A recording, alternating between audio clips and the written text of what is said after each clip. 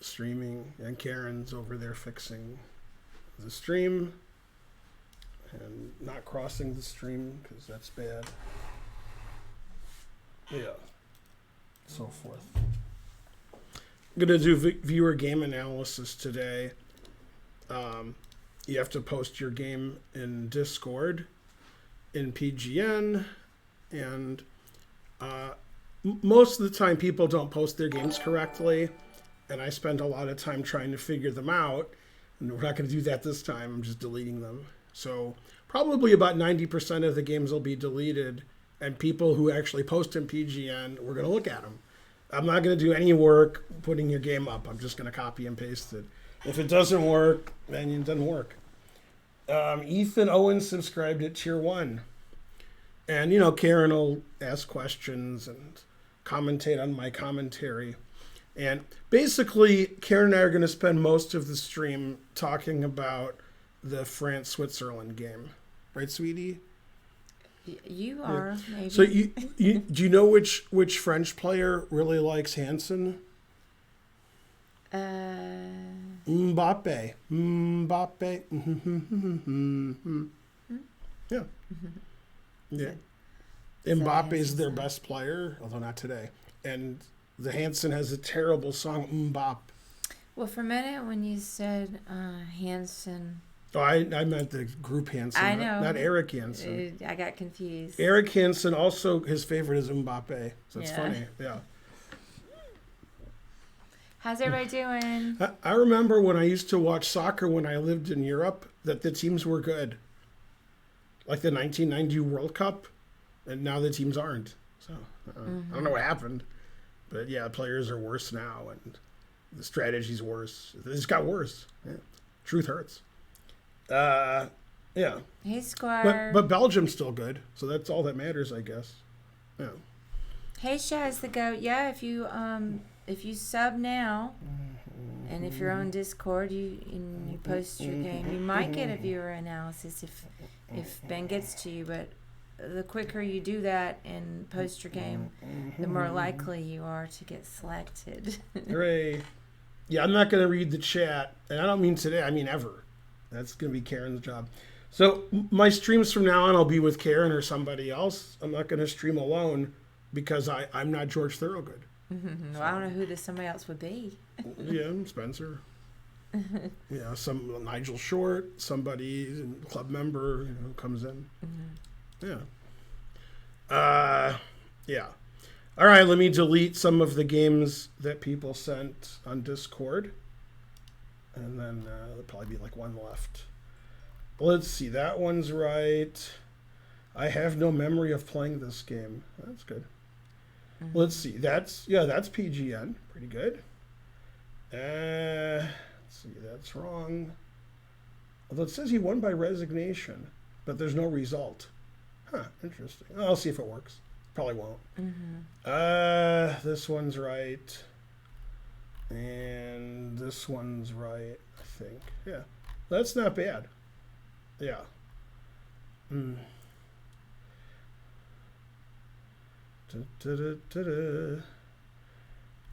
That's correct, PDX. Also, I don't want to analyze any of the games, but, gotta do something.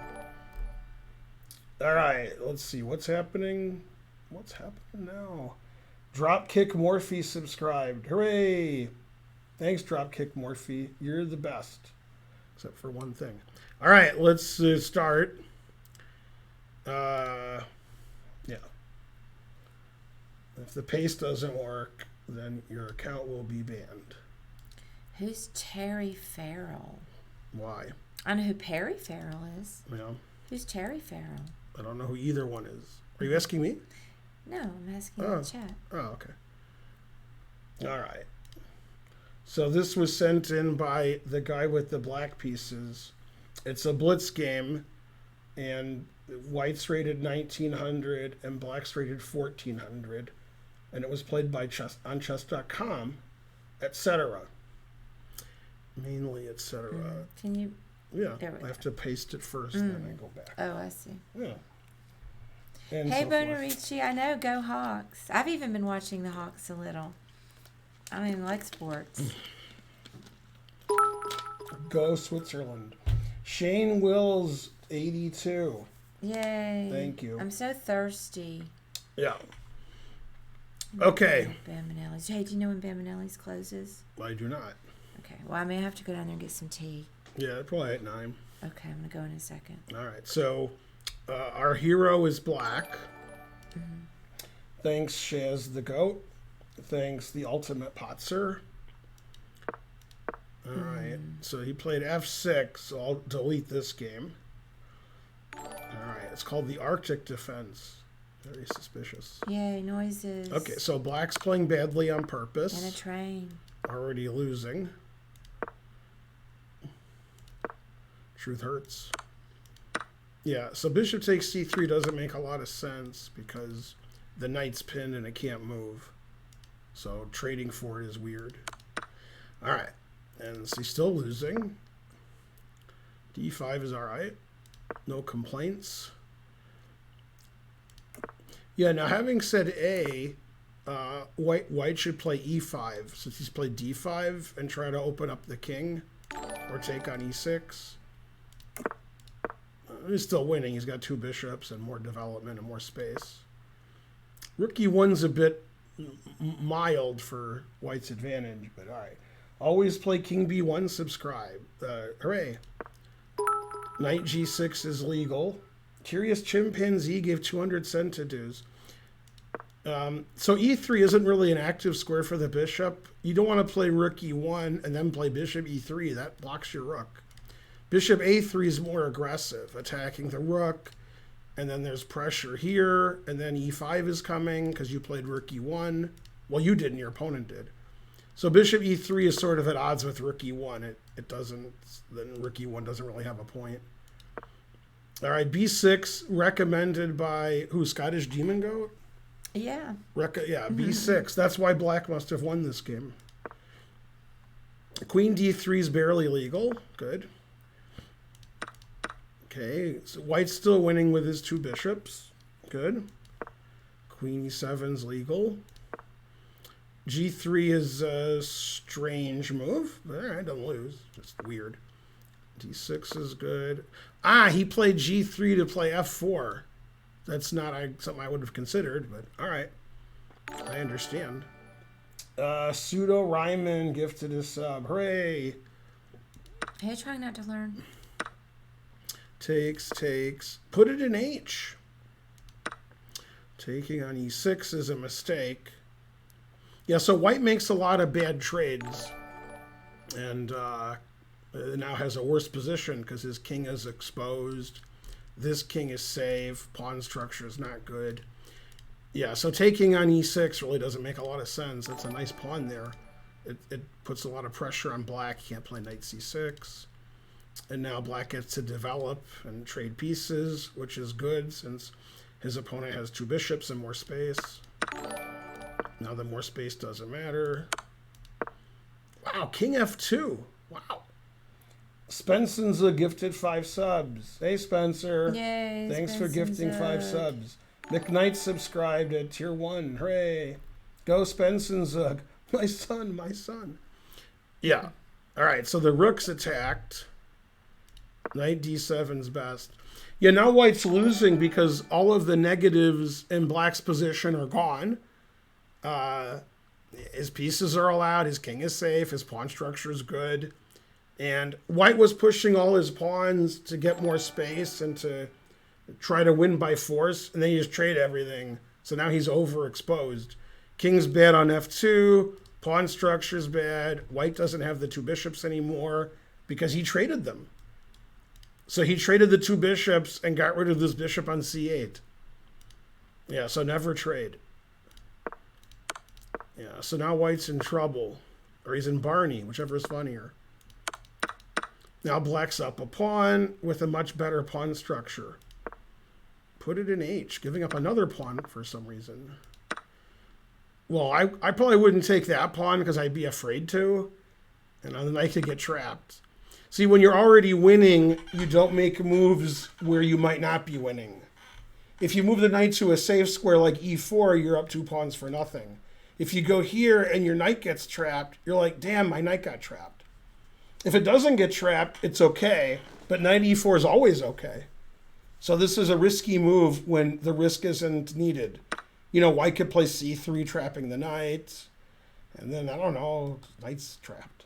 Bishop d2 traps the knight. So this is a risky move, which was first seen in the game Feingold versus Corrales Jimenez, right? Yeah. He played knight takes a2, and then I won. That means knight takes a2 is always wrong. That's spurious reasoning. Thank you, honey. Any other donations? No, nothing. All right. There's a train. Yeah, I know. Yeah. He's been trained for a while.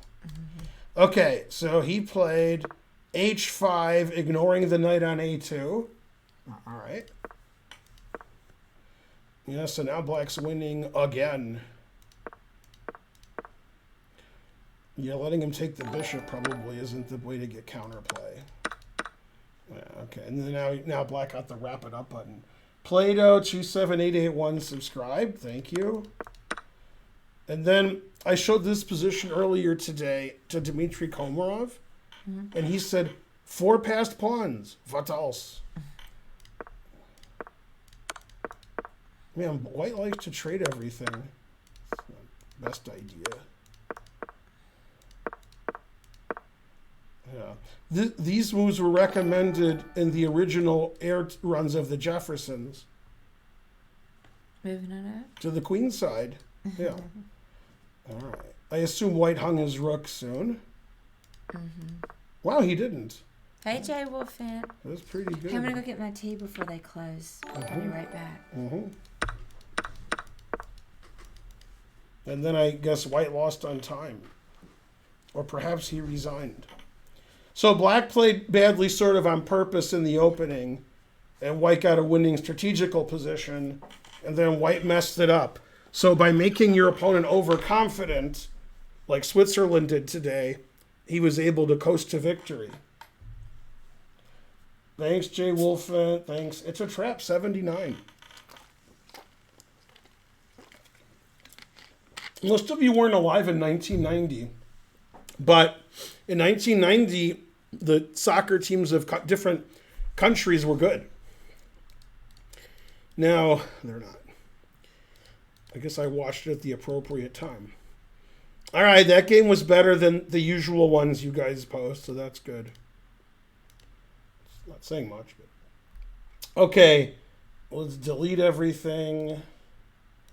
Delete. Delete forever. Always delete.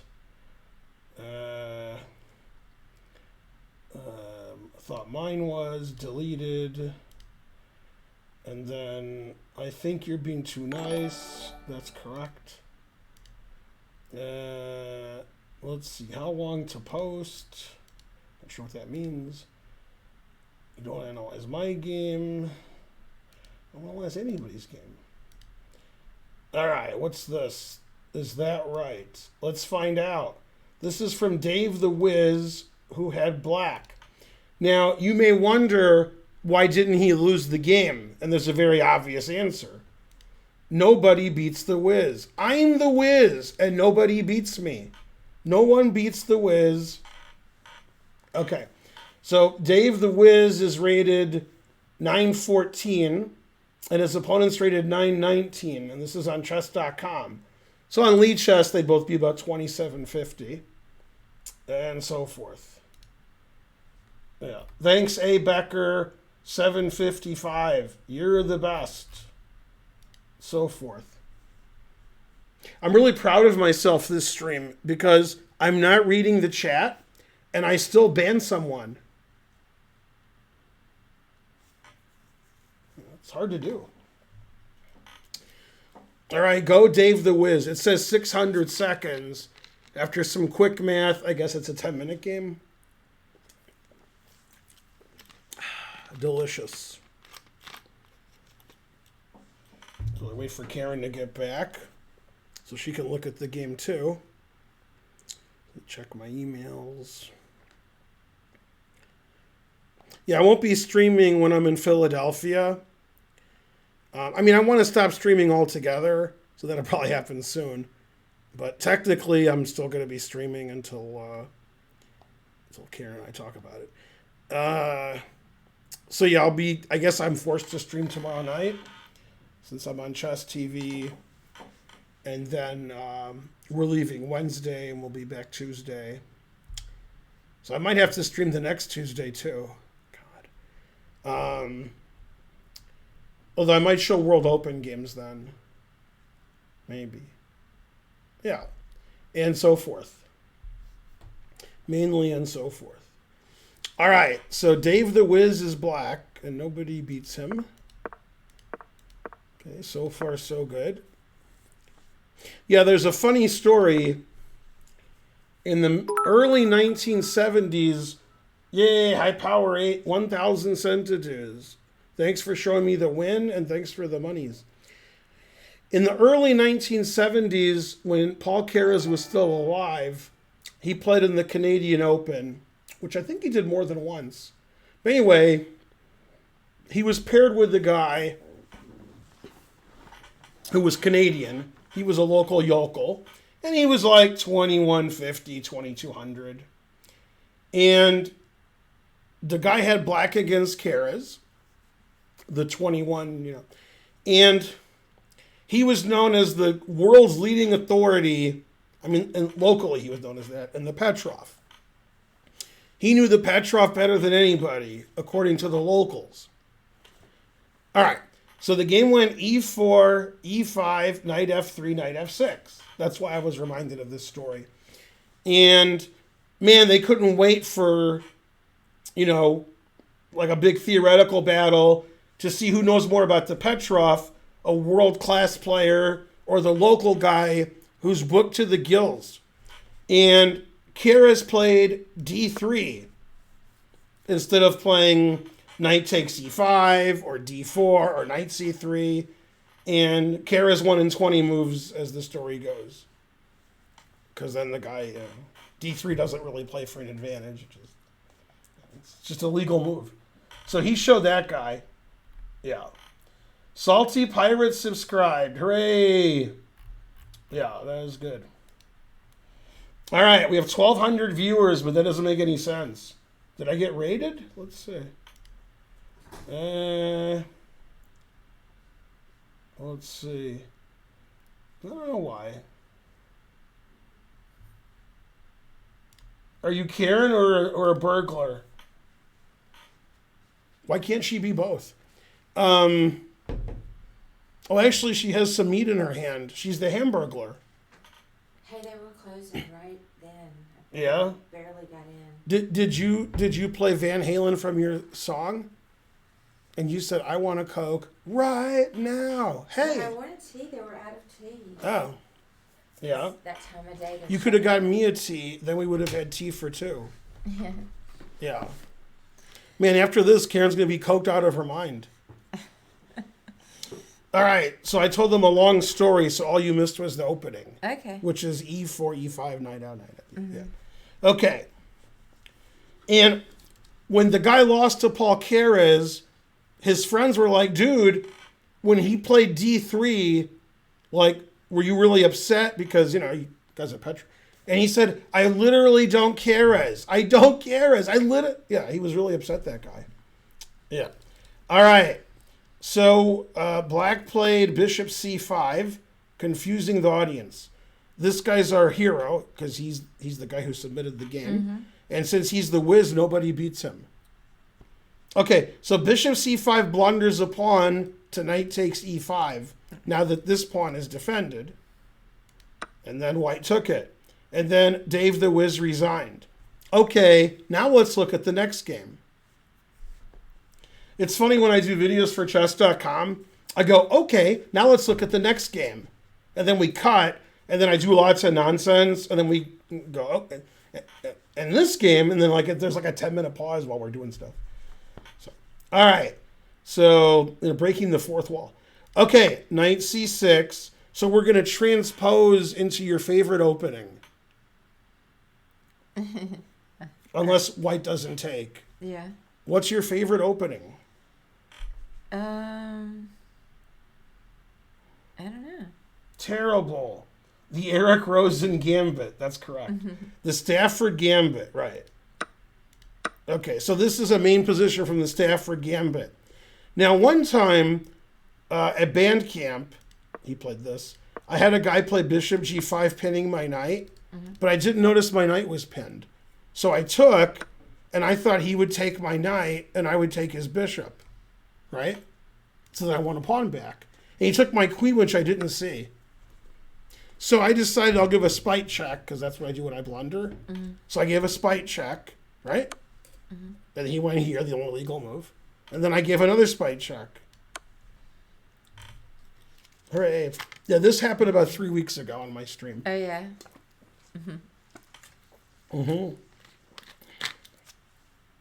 That's one of the many traps in the opening that beginners fall into. All right. So he played Bishop E2. Good, good. Now you're supposed to play knight here, confusing the audience. I never play knight there, because that's the only move that they know. Then if they take, you play Queen H4, threatening mate and the bishop. Anyway, it's all losing for black, but it's funny. Okay, so he castled. And now, white's just a pawn up for nothing. I've had black in this position several times. This is a very poor move. When you move your queen out really far, it's going to get attacked and harassed. So that's why normally she just stays in Buckingham Palace with lots of guards. Right? What now? Yeah, right. Yeah, it's too much coke. Doesn't knight G4 the queen trade queens by force? The queen D4. All right, so that's not a good move because it can get harassed. All right, and harassed it did. Now that move doesn't make a lot of sense because this pawn's hanging and the rook's hanging. So better would be C3, after which black would be PO'd. Or if you don't know this is called a knight, R2, D2. Then you could go here next move, or here, or C3. This move blunders the B pawn. And so black did not take it and blundered a piece. So after taking this, white's still better, but he's barely better. It's like I'm barely a GM, right? This move blunders a piece. Karen will explain why. Because I want some Perrier. I think you can just go D4. That is correct. Yeah. And in real life and in chess, never walk into a fork. Okay. And white took on C5 instead of here. Now, I've mentioned this on previous streams. People who can legally trade pieces and are very low rated always trade pieces. It's the only move they consider. No other moves are considered. But when somebody puts their queen up in your grill, then you can often attack. And when you see pieces like this, then this is the forking square. Yeah. Man, I can't make that joke. Jesus. I almost did. All right. So D4 wins a piece, but white's still winning, but not as winning. Don't really understand why the knight's there, but all right. Now that black has successfully prevented D4 for the first time in the game, white played D4. It's a strange move since black just played rook D8. All right, so that was not the best move. Saved his queen, somewhat surprising. Now it looks like white's defending this, sort of like when we went to that theme park and we went to the 70s diner. And then I said, hey, the bartender looks like John Travolta. And the guy said, yeah, looks like. Remember that? Mm-hmm. So it looks like this pawn's defended, but that's pinned. So we could still play knight takes e4 if we'd like. But he did not like. He tried to force f3, which you should never play. And he didn't. Good, good. All right, so black's pieces are on fire. That's why they're red. Yeah. So black's better because I just ate. All right. That move's bad for lots of reasons. We don't have time in the stream to tell you all the reasons. Now, instead of saying why it's bad, let's figure out why the guy played it. Why would somebody play b4? What was he thinking? I'm not real sure. He was thinking that attacks the queen. Yeah. And that was the end of his analysis. It wasn't the longest analysis, but yeah. And I tell my students when I used to teach, you don't make moves because they attack things. You make moves because they win things. Let's see. Phenakismos. Thanks for the sub. Okay. Yeah, Wesley's going to play Magnus tomorrow. That is correct, I think. Now, that move blunders a pawn. But if it didn't blunder a pawn, it's still bad. Because it weakens everything. Terrible. Sitting out there waiting to get captured. Okay. And probably this pawn saw the movie The Hustler. He's just waiting for an excuse to lose. He's waiting for, Okay, so queen takes, which is very suspicious because you could take with the rook. After queen takes, if white had played c3, which doesn't work, then it would have worked. It doesn't work, but it would have worked. Yeah. So there's two reasons why it doesn't work. You could play rook takes, and then you get two pieces for a rook. Or you could play here, which even I can't calculate. I don't know what's going on there. But the engine says it's good. But I resign after that with both colors. Yeah. I thought this was okay, but thinking's not my strong suit. Yeah, I was looking at that. Yeah, then after this, That's triple okay. exclam, white's better. Because we're defending our queen, attacking your queen, and threatening the rook because the knight's defending. Yeah. So now white's better. So c3 would have worked, but instead he always trades. And now he's a pawn down for nothing. Still not sure why his knight's on a3. Now white obviously lost the game because he played f3. Never do that. That's a good move. That's a little weakening.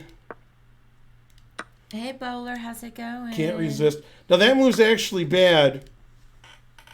And that's because it's likely, based on the player's ratings, they're not able to look a few moves ahead. So he, with the horizon effect in effect, he took on a2 and he said, I want a pawn. 1975 computers would agree with him. Now, you don't want to trade this pawn for this pawn, because then white gets an active rook. This pawn's isolated and weak. Now, when white played f3, he defended e4, so this knight can't go anywhere of note, right? So what black should do is play knight d7. Then he could go 3 places of note. Yeah. These look pretty good. Yeah. But okay, he's just like, I see a pawn. Okay, knight d4, missing a skewer. Now, one time, Karen and I were eating in a Lebanese restaurant, and Karen missed a skewer, and we ended up in the emergency room. Man, tough. Harsh. Wait, who missed the skewer? I don't see a skewer. Well, that, you got to find Is it. white has Yeah, one? yeah. Karen missing the skewer again, but not going to the ER. Yeah. Thanks, Mr. Shankly. Shankly, ridiculous. Oh, maybe rook a1. Rook a1. Yeah. Then the bishop moves away. Then you take this pawn. The engine doesn't want to move the bishop away, so it plays rook d8 and still says white has good drawing chances. Yeah, now plays bishop e6. Okay, so, I mean, if my opponent's not going to play rook a1, I guess taking on a2 is right, after all. Now black's up 2 pawns for nothing. c5, knife f5, c4 trapping his own bishop, a very explosive move. And again, lower rated players often are very concerned about attacking things. c4 attacks a bishop, so he's going to play it. The consequences don't matter as long as he attacks the bishop. And this bishop isn't as active as it once was. Bishop e6 would have made more sense. Play c4 later. Right, now white just wins a pawn by taking the bishop and playing rook b1. But he didn't do that. He always retreats. Yeah, takes here, and then take the pawn. Hooray! All right, so instead he went here, not taking the pawn. Then he gave him another chance. Yeah, you got to play check. It's check. You have to. All right, then after here, he was like, no, I forgot the king would move out of check. All right, losing another pawn. It's hard to think 2 moves ahead. Thinking not his strong suit. Now black's up more pawns than atoms in the universe. Ugh, c4, terrible. Right. Now this pawn, sort of like the viewers of this stream, doesn't matter. And what matters is this pawn and Karen, right? So this pawn wants to promote, so the rook should go to d2. Then the pawn goes to b2. Then the rook does this, and then the Latins come in and say QED. This pawn, c'est pas différence. So here, Papa John's. Now probably, like most people, black didn't like Papa John's. So he played rook here. But then he defended his b pawn. That's good, because that b pawn is important. Yeah.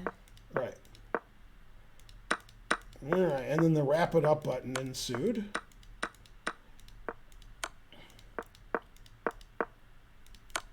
Not a lot of counterplay for white.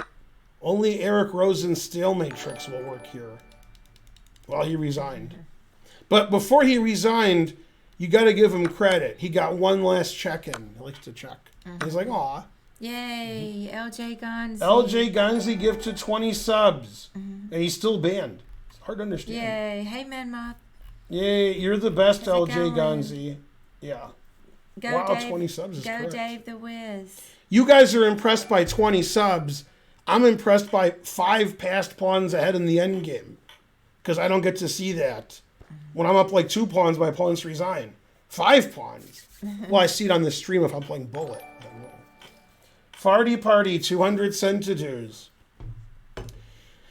The players in this game made typical mistakes that low-rated players make. So when you're taught chess, or you learn chess, or you read a book, or you play, you'll notice checkmating your opponent is a good idea. You'll notice taking their pieces for free is a good idea.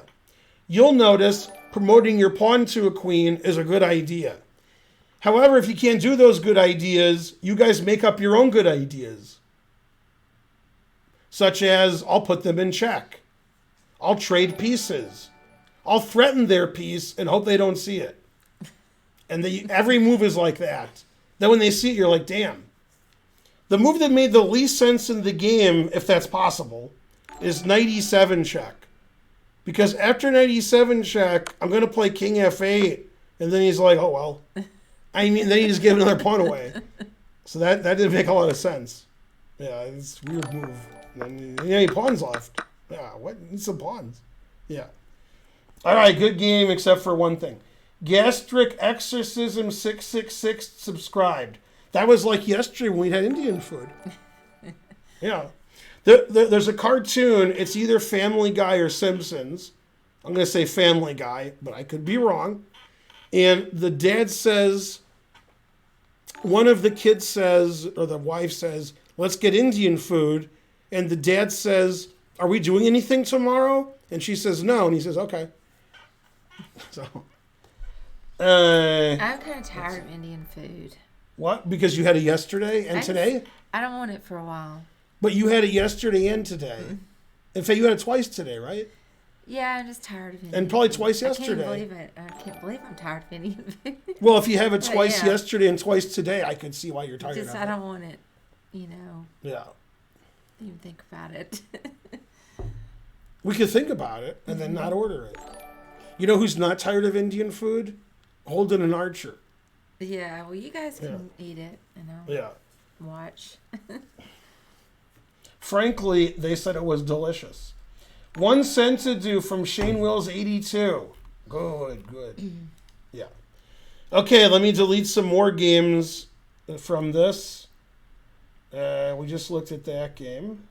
Good game, The Wiz. Nobody beats The Wiz. All right, let's see. Lucas Numbers is. How come everybody who submits a game is black and they win? What's going on here? And why aren't these games played on Lee Chess, where they're supposed to be played? Everybody's playing on chess.com. Okay, so this was suggested, or this was put on by Lucas Numbers. He's 1803, his opponent 1761, and the time control is a 10-minute game. All right. I should have brought one of my games. They're at home. My real games. Okay, it's a Slav London. All right, it's the boring world of Niels Bohr. Ooh, it got less boring. Now, when you play Queen B6, if you play Queen B6, and your opponent lets you play Queen takes B2, you must play Queen takes B2. Yay, Otherwise, party. why'd you play Queen B6? To not play Queen takes B2? Okay. Now, the engine does not play Queen takes B2. So that means Queen B6 probably wasn't the right move. However, if I'm black here and the engine says don't play Queen takes B2, I'm playing Queen takes B2 because I play Queen B6. And I play Queen B6 not to play Queen takes B2. So, like, Karen gives me the same, like, it's the same in poker. Karen and I go to play poker, and, you know, she has 7 deuce off, and before it gets to her, it goes raise, re-raise, all in, and she goes all in too. And I'm like, why'd you go in all in with 7 deuce off? And she says, I didn't come here to fold. So, there you go. And if she wants to, yeah, they know it's a joke. If she wanted to fold, she'd be doing laundry, which she does every day. Would you say you're involved in laundry, 5, 6, or 7 days a week? 6. Well, I do a lot of laundry. I do laundry 6 days a year. I do so much laundry. Yeah, I'm doing laundry right now, by the way. I hate Tell doing them laundry. I'm doing laundry right now. Yeah. I am. Yeah. Magic. All right, let's see. J4Y Bruz. Probably supposed to say J Bruise or something. Because I do my kids' laundry. Yeah, thanks. The sheet. Yeah. I do the household laundry. Blue Dev 22 subscribed. Hooray. You guys are the best. Okay. All right, so black played Queen takes B2. The engine says, no. But yeah, you got to do that. Okay, C4, that's no good. If somebody's going to put their queen there, you have to harass it. You can't just let them take and then go back and win. After rook B1, even though black is up a pawn, the engine prefers white. Because my king is here, which isn't too good. My queen's semi-trapped. And, I mean, this was, I mean, what Karen would call this a semi-bluff. Like her 7 deuce off. Her move was so strong, the 7 deuce off all in, that the guy who went all in before her folded. That's how strong it was. Mm-hmm. Yeah. That reminds me of a 7-card stud hand that I had before you were born in Atlantic City. You might say, how does Ben remember a hand he had 30 years ago? Let's see. That was only like 25 years ago. In Atlantic City, in 7-card stud. When I tell you, you'll know why I remember it.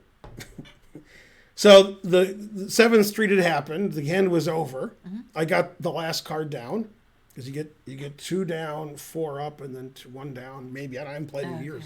Doesn't matter. But anyway, and the pot was about $450 approximately, and I had $1 left. That was it. Mm-hmm. So I bet $1, and the guy folded. That's why I remember the hand. Yeah. His fold was correct because the cards he could see, he couldn't beat those. So, yeah. And I had a very good hand. He couldn't beat anything ever. But I like betting $1 and the guy folded to $450 pot. That was funny. That could only happen in 7-card stud. I don't understand why he would fold that. He saw my cards that were up and he couldn't beat them. Oh, okay. So if he called $1, I win. He can't legally win. Oh, okay. Yeah. Now, this has happened many times. And if Dominic is here, he will agree that this has happened many times. Occasionally, the players are good, although Dominic doesn't think anybody's good. But okay, so you have a non-flush Broadway on the board. Ace, king, queen, jack, 10, no flush. You can't get a flush. Okay, no matter what your cards are. When that happens, everybody plays the board and they split the pot because you can't have better than the board. You can't improve the board. Oh, I see. And then a guy bets and everybody folds. That's happened many times. You bet and like 3 guys fold. You can't legally lose and you fold. Smart. Now, betting is wrong in certain situations at the casino because of the rake. So if the pots, if they're going to take more rake by more money going in, you're actually losing money by betting because they're going to take more rake out of the pot. Although if everybody folds, then you should bet. But yeah, a lot of people fold when they can't legally lose, but they can legally lose. They fold. Yeah. Well, I mean, I'm sure I've done that, but I'm still new. So in bridge, there's a very unusual question that I would guess a lot of top players would disagree on. Okay, so imagine this in bridge. I open 7 no trump. That's my opening bid. The next guy doubles, and my partner redoubles. That's it. There's no more bidding. You can't. But the rules say the bidding ends when it goes pass, pass, pass. So the rules say it has to go pass, pass, pass after you can't legally do anything else. Now, you could argue that after the redouble, somebody could make an insufficient bid and get accepted. That could happen. So after the redouble, the guy bids 3 spades. And then you say, I accept that bid. And the auction goes on. Now, you know Bob Schiaffoni. You don't know him personally. I know of him. Yeah, Bob Schiaffoni doesn't know the rules per se, but he knows what the rules should be. And we were playing bridge, and he was shocked that you could accept an insufficient bid that was already bid. And I'm like, yeah. And he was like, that's ridiculous. So like, Bob Schiaffoni bid 2 spades. The guy here bid 2 spades. And I can say, I accept that bid. And he's like, what? That shouldn't be the rule. And I'm like, it is. If a guy makes a bid he can't make, and I go, okay, that's the bid.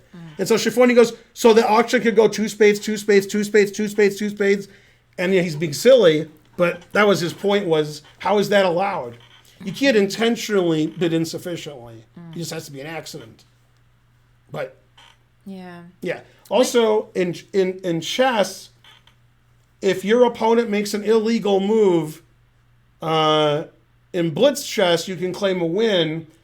In a slow tournament, you might notice the illegal move, but you like his illegal move. You're like, ooh, that's good.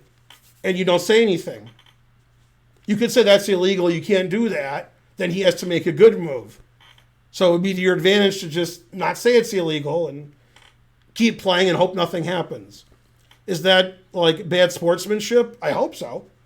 Yeah. Anyway, after all that discussion, it still likes white here. Hey, now hang on 1 second.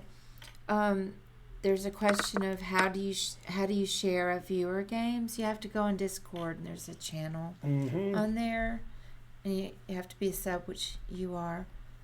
Fina, Gizmos. All right, nobody said, okay. Now you have to realize something that none of you realize and none of you ever will. And I'm going to tell you, and you're going to ignore it, and the rest of your life you'll be ignorant. Now, if I tell them and they ignore it, they're not ignorant, they're dumb, right? Because if they're ignorant, they don't know. If I tell them, they do know, but they still ignore it. So if I tell you Biden's the president, then you say, no, Jimmy Carter's the president. And then I'm like, here, Biden's the president. Look, I show you. And you're like, no, Jimmy Carter's the president. I mean, you could be ignorant. Maybe you were in a coma for 50 years. Or you could be dumb and just be like, no, that's, right. And that's like 35% of the country still think Trump's the president. Are they dumb or ignorant? A little of both. Would you say people who think Trump is the president are more dumb or ignorant? More of which one? Define the two terms for me. Ignorant means you don't have knowledge of the event, and if you did, you wouldn't be wrong.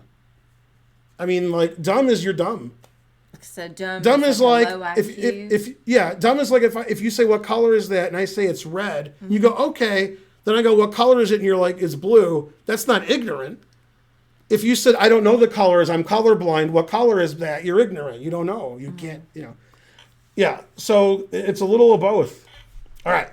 Now, for example, I stream in here every day from the chess center, and every day the same 5 people say, are you in the chess center or in your house?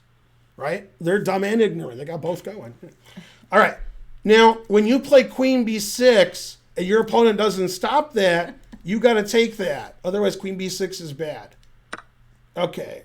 And then you did take that, which I agree with, and your opponent played c4, which is not explosive. It's not. Okay, bishop b4, trapping the queen further. Make sure the queen can't get out. The engine says there's no way to punish that, so that's funny. Scary move. a4, I think, is a tale told by an idiot signifying nothing. What? a4? All right, that's got nothing to do with anything. So poetic. Yeah, exactly. Okay, cd. I want to play ed. No, it doesn't like ed. Well, it says they're getting close. All right, CD is good. What? The square that black has protected the most. That's where he went. Huh? All right, I don't know. And that move's a mistake. That's what white was hoping for.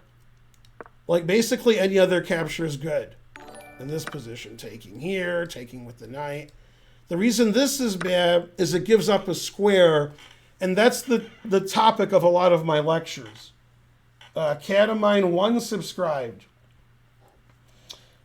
Just got back from Louisiana, and you're still alive? All right. Now, notice in the previous position, Karen, there was a pawn on d5. Now there is not. So c4. Yeah, so knight c4 is annoying, right? Karen knows annoying. She's married to me. So she knows, that's why she's like c4. All right. Knight c4 was played.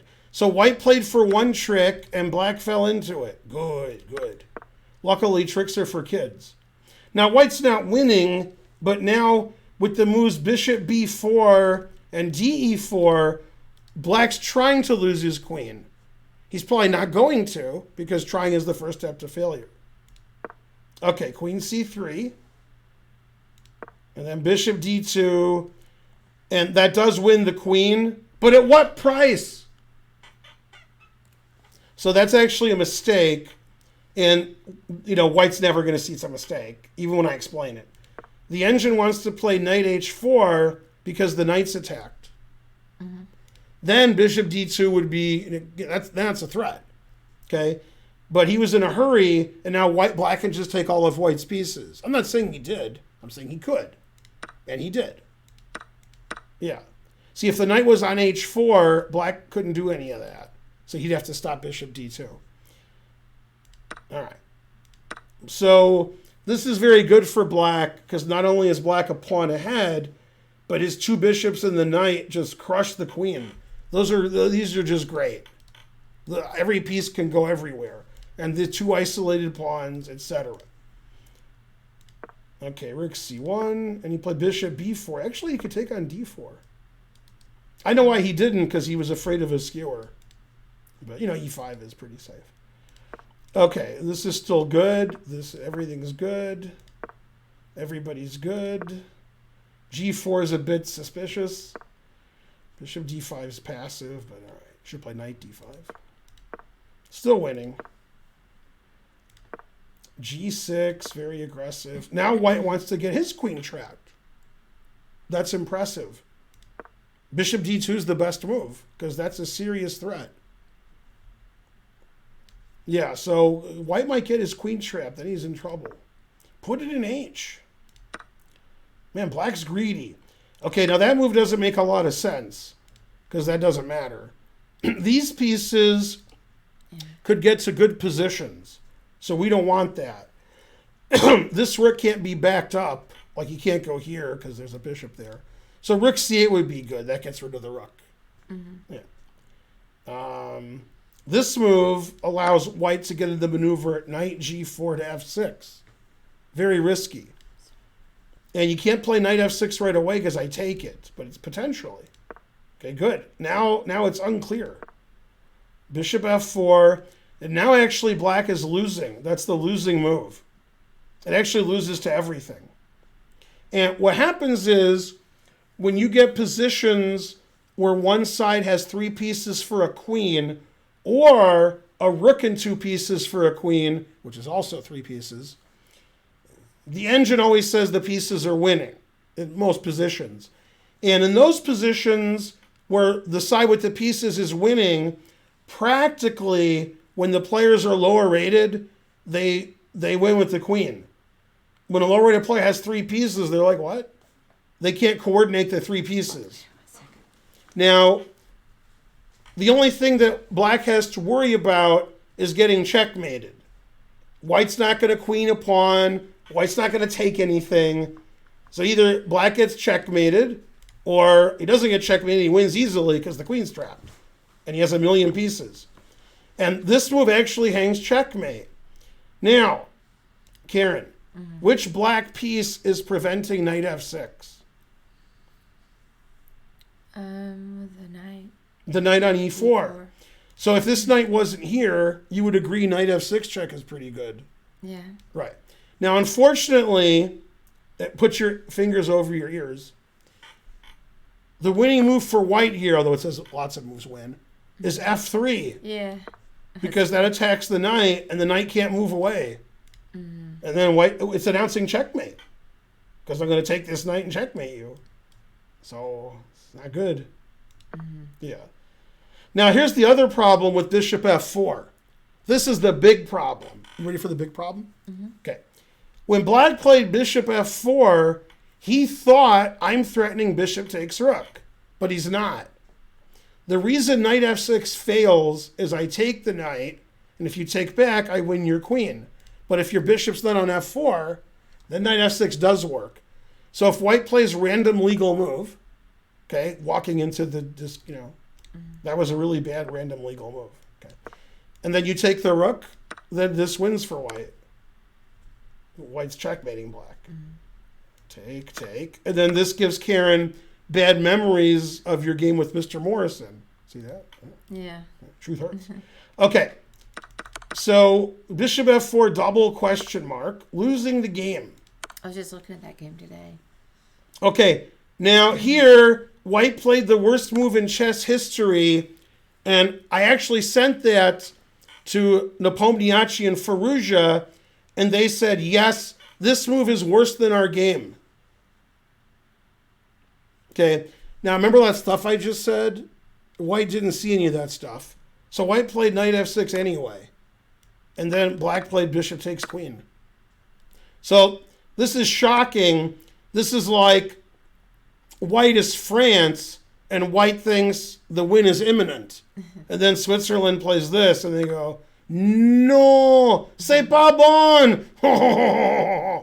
Terrible, man. Yeah, it's funny. After the match, they interviewed the French manager, and he could only get out one ribbit. I mean, he was so upset. Ribbit. What? All right. By the way, if you saw the movie Blazing Saddles, Harvey Korman's taking a bath, and for reasons I don't understand, Slim Pickens is washing him and stuff. And then Harvey Korman gets very upset because he can't find his froggy that he plays with in the tub. He's like, where's my froggy? And Slim Pickens puts his hand in there, and Harvey Korman goes, what are you doing? Because he's grabbing something else. And then he says, oh, sorry, sir. Then eventually they find the froggy, and Harvey Korman says, froggy, ribbit, ribbit. And then the scene ends. Yeah. Go Froggy. Man, Slim Pickens and Harvey Korman. That's pretty good. All right. Okay, and then White played F3 for some reason. What? White play F3 instead of resigning. What? Now he resigned. Maybe he wanted to blame his loss on F3. Man, never play F6, never play F3.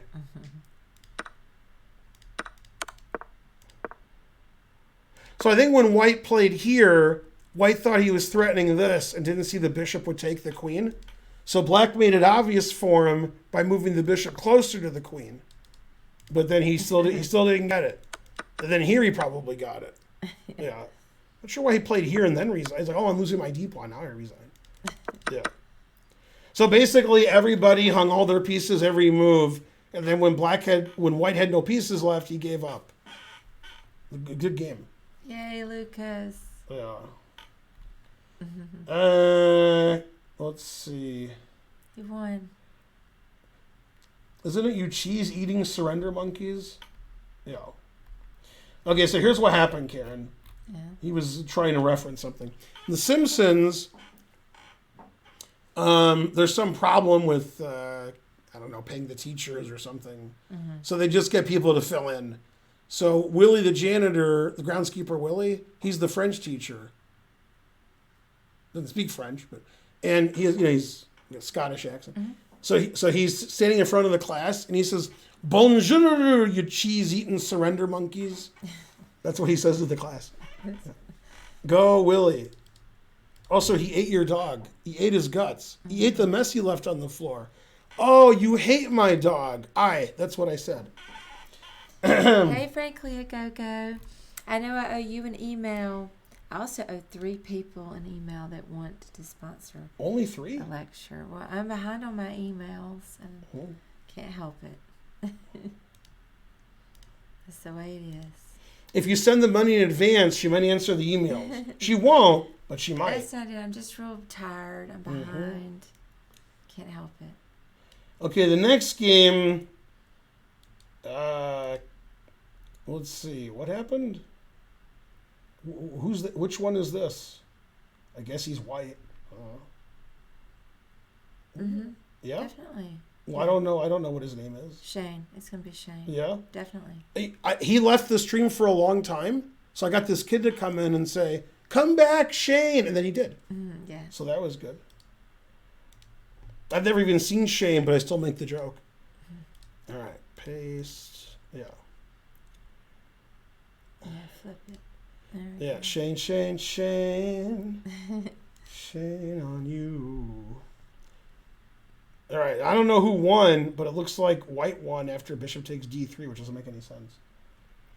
All right, so what was the time control? Bullet. White 643, Black is 800. So this says Black made a move and then resigned in a bullet game. That's hard to do. Make a move and resign before your opponent moves. Shows their great bullet skills. Wait, this looks like I'm White. What's funny is he's still playing better than usual, the guy with White. Yeah, really. Yeah. All right, Black has forced mate. Yeah, the forced mate is b5, only legal move. Okay, d5 check. Wait, that's not. It doesn't say mate anymore. Oh, b4 check. I misread. King a4, only legal move. Okay. Then there's 2 forced mates. The quickest one is knight d7, threatening knight c5 mate and knight b6 mate. The only way to stop either mate is to go here. That way you have the b5 square. Okay. That's pretty nice. Now, there's several mate and 2s. One of them is bishop here, and then you pre-move rook takes mate. And the other one's funnier. Queen here, with the idea of castling, but you can't. Then you can also pre-move this move mate. You're just defending the square. Oh, yeah. All right. So he played d5, also winning. Now there's mate again. Everything is mate. That's not mate. It's only like plus 1,000. Knight a5 check is forced mate. Knight d4 check is forced mate. d4 check is forced mate. Yeah, that move doesn't make any sense. Got to play c3. Get your king out. I mean, before that, all his moves were perfect. But that move doesn't make any sense.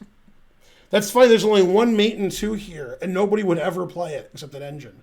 There's only one mate and 2. It's taking this. Yeah. That gets rid of this square, so you're threatening queen b4 mate, queen c5 mate, queen d4 mate. It's a lot of mates. Mm-hmm. Yeah.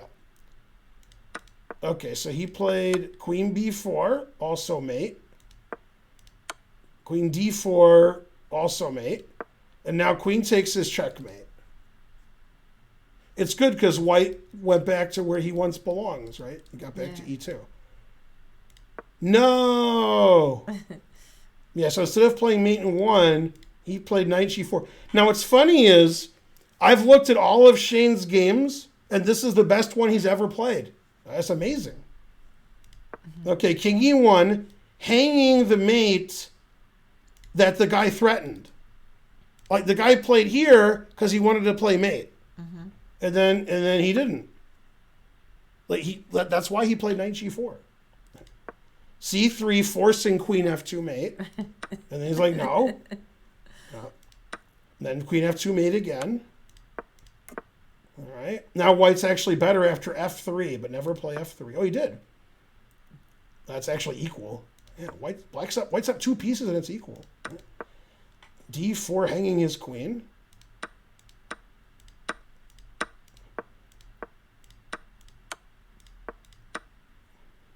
After bishop takes d3, it says black gave up. Why would you take on d3 then give up? I understand he's losing, but yeah. Anyway, that's the best game that he's ever played, the guy with white. So, and he won pretty convincingly, I'd say. That king made a lot of moves. Yeah. This is why I like viewer game analysis, because people submit games like this. Yeah. I enjoyed that. Who's the guy who really hates when people do this? There's a guy on this stream who gets really mad. Oh, really? It's like 2,300. What's his name? Who's the guy who gets mad? Man Moth. Oh, Man yeah. Moth is Man on Moth here, is too. furious. He's on here, too. Oh, yeah, he's furious. Why are you sending I these didn't games? see any Yeah. fury, but I wasn't paying close attention. Man Moth has never been so angry. Yeah. Well, it is kind of... He's like, why do you send these games and then you waste everybody's time? Oh, And so forth. I like them. You do? Oh. Grunge War, 200 centidues. Yeah. We'll edit that game out in the in the cutting room. Yeah, it was kind of funny. No. Some of the games. Yeah. Shane Wills, 500 centidues. That's better. Yay. Yeah. People are the worst. That is correct. Is that the same Shay from karaoke? Probably not. He's a meta Shay? Indeed. Man, let's talk about that France-Switzerland game again. Yeah, I saw part of it. You were sleeping like a grandmaster. Well, for the end. Yeah. But I was there when they caught up. And All right, tied now it up. for $1 trillion, ready? Oh, God. I'm not going to know. It's All right. it's not a fact-based question, Oh. so any answer could be right. Oh. I'm going to see if anybody in the chat gets it right. Which country was the happiest when Switzerland beat France? Let's see if people in the chat know. Oh, yeah, I wouldn't know. I don't know who the big rivals are. Yeah, the answer is Spain, because Spain played the winner of that game. Oh, okay. So Spain thought they might lose to France, and now they're doing cartwheels. Yeah. If Spain loses to Switzerland, probably like the government will collapse in Spain. They'll be like, all right, we need a new government. We can't have this. Man, I wish I was kidding. I wonder what's going to happen in France. I wonder if there'll be like, looting and stuff, Is France like Detroit? Oh. M Subject is gifting 5 subs. Yay. Hooray. Yeah. What are Switzerland's chances against Spain? Remember, Kieran, there's good and there's not good. Switzerland's chances are not good. Well, they just won. That's right. Public executions. Standard average gifted 5 subs. Good, good. 0 chance. That guy's from Spain, by the way. Yeah. Yeah. There's a hype train. Government collapsing. Yeah. Usually in the South American countries 20, 30, 40 years ago, if you didn't play well, that could mean that's the end of you. I think a Colombian goalkeeper was killed once. Well, you got to play well. They don't put up with that if you don't play well. Yeah. Somebody tell me who it was. Was it a Colombian goalkeeper? This is like 30 years ago, before you guys were born. Somebody will know. It was a defender. Escobar. He got killed for kicking it into his own goal. Well, he made an auto goal. A defender who made, it was in 1994. Was later, yeah.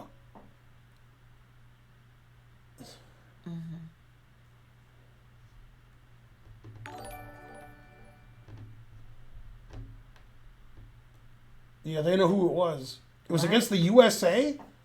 Man, I have so many jokes I can make now. When the World Cup happened, I don't know, like 2 or 3 World Cups ago. It was either 2 ago or 3 ago. I don't know. It wasn't the last one. There was betting in Vegas, and if you bet on the U.S. to win the World Cup, you got like 25 to 1 odds, right? You bet $100, you win 2,500. And Aviv said, I would bet my life the USA doesn't win the World Cup and my parents' lives, and my parents would agree. Says their chances are 0. They're not like 0.00, they're 0. So if I could bet like $1 trillion and win $1 million, I would. Like if I had to bet all of my money and I would only get like $1 for every 25 I bet, I would do that. Because the people in the U.S. thought the U.S. isn't as good as the other team, so it's about 25 to 1. Now, I don't bet on sports. However,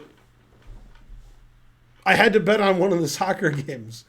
It was France versus some Central American island, or some island near there. Like not Trinidad and Tobago, but like something like that. It was something that you barely heard of. And France was a 3 to 1 favorite instead of 3 trillion to 1. So I had to bet because it's free money. So I bet on France and I won.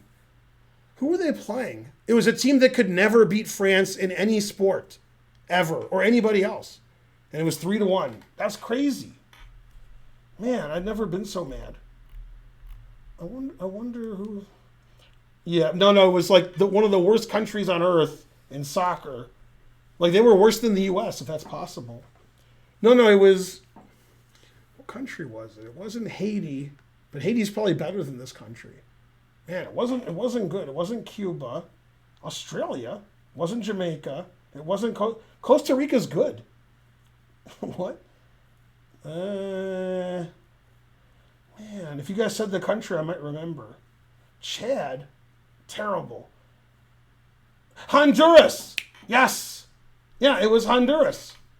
Yeah. Now, if France plays Honduras in soccer, what should the odds be that Honduras wins?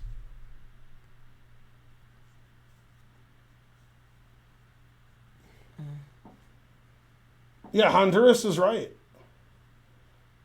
Yeah, 87 to 1. I'll still take France. 250 to 1. 25 to 1. What? 50%.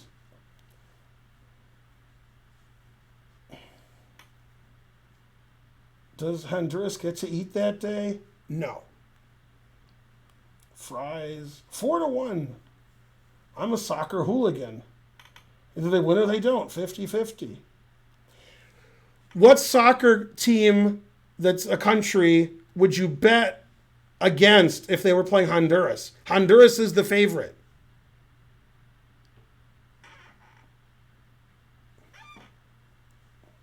Honduras better than the U.S. Damn, harsh.